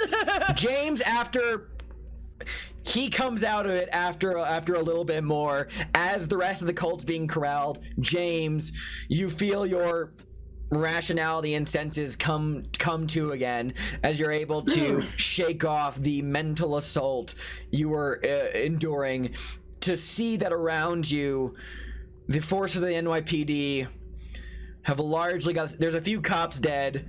Actually, no cops dead. Actually, because the cult never got any weapons. So there's some injured cops from having fisticuff altercations with the cult. But there's some cult members dead. You can look over and you see Makunga's dead body lying on the stone floor, as the rest of the raid is now rounding up the remainder of the cult and corralling them. You see. I will now retake control of the characters again, of Lieutenant Poole. Lieutenant Poole says to his fellow officers, "Get the Paddywagon." I promise I'd say it. You son of a bitch. Lieutenant Poole walks over to you, James, and offers you a hand up to help you get back to your feet. He doesn't take it. He just kind of looks out to everything that's going on now that he's kind of gotten his bearings and he's awake again. He's just recovering. All right, well, you see Poole says, all right, well, take your time. Do you need medical attention? Do I need to get the doctor? No.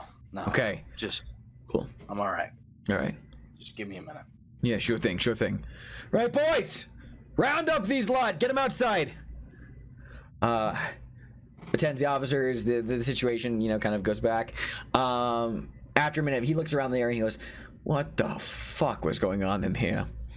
Look, after like a minute passes, he gets to you, James, and says, all right, let's get outside, let's go talk to your friends. All my boys are looking around to see what's down here, and we're getting these fucking crazed maniacs rounded up, those who survived at least, he says, looking over at Makunga's body, and Silas, who has actually been apprehended into custody too.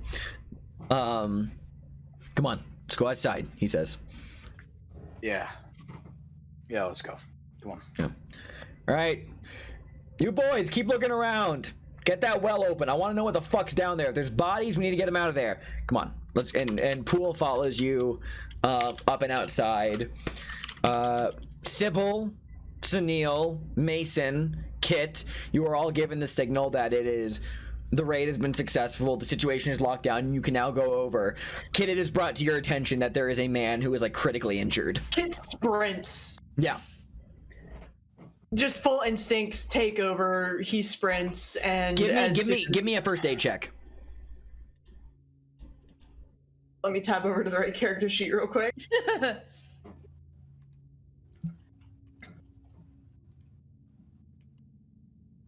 Yeah, okay, cool. You help him, you staunch the worst of Officer Bob Peterson's wounds. Kristen, he survives for now. But like the officers will have it from here. He's going to get an ambulance to take him to the nearest hospital to get his wounds attended to, and he'll go over there. After that, Sybil, Mason, Sunil, Kit, James, and Lieutenant Poole kind of stumble out of Juju House. Lieutenant Poole like flags you guys down. James looks bad, not physically, but there's a look on his face that Sybil, I think, shakes you more than anyone else in the group. What happened? James is despondent. He like looks down at Sybil,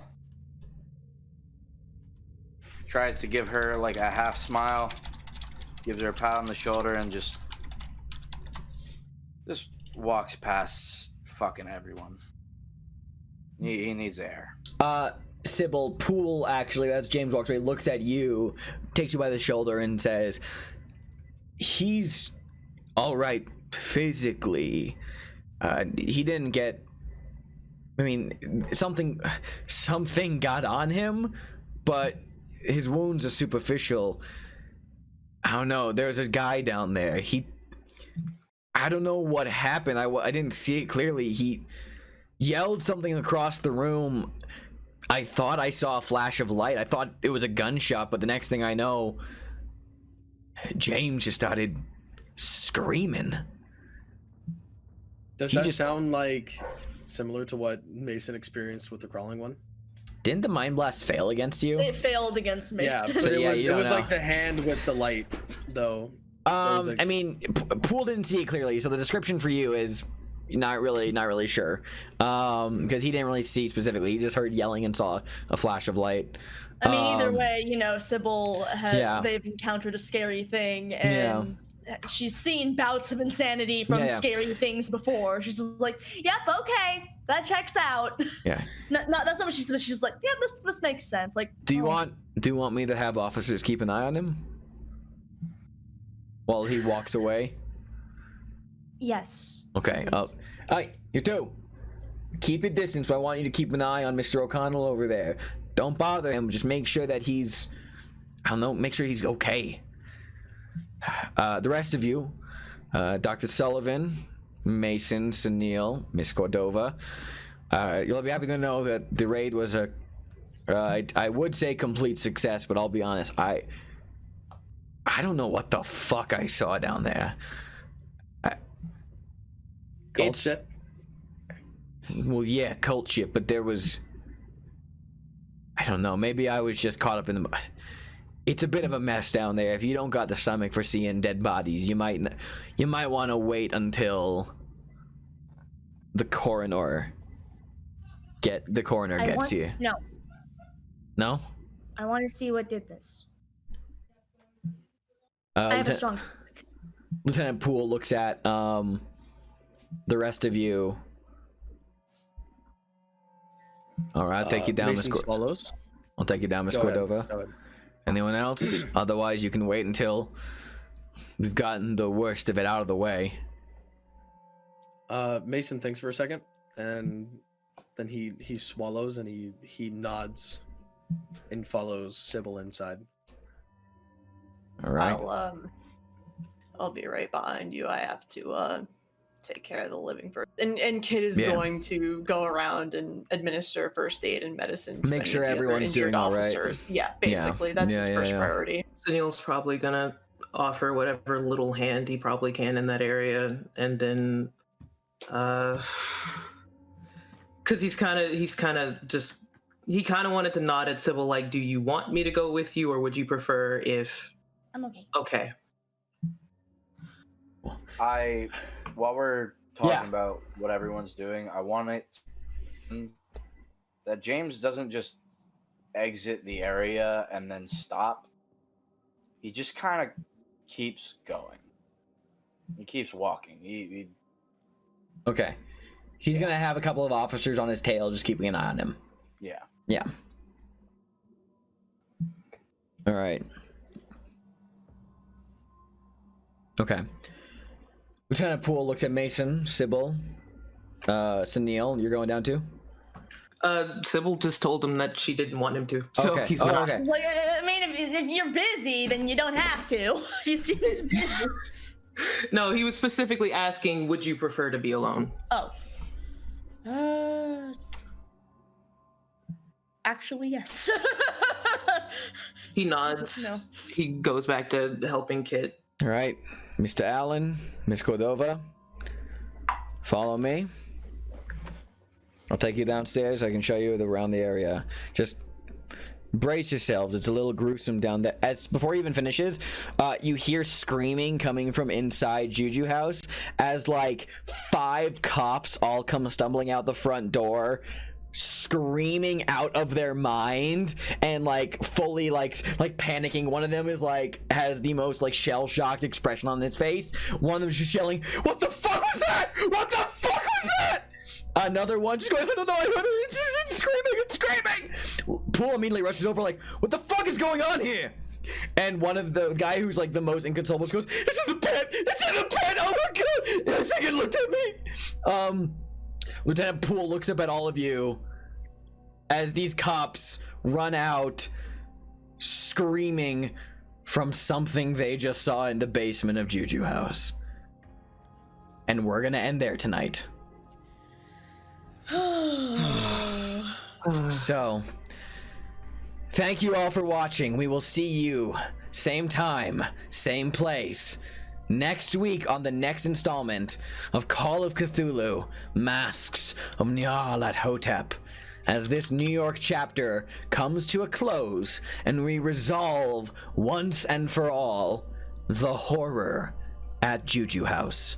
Good night to you all, and until next time, Cthulhu Fatagan.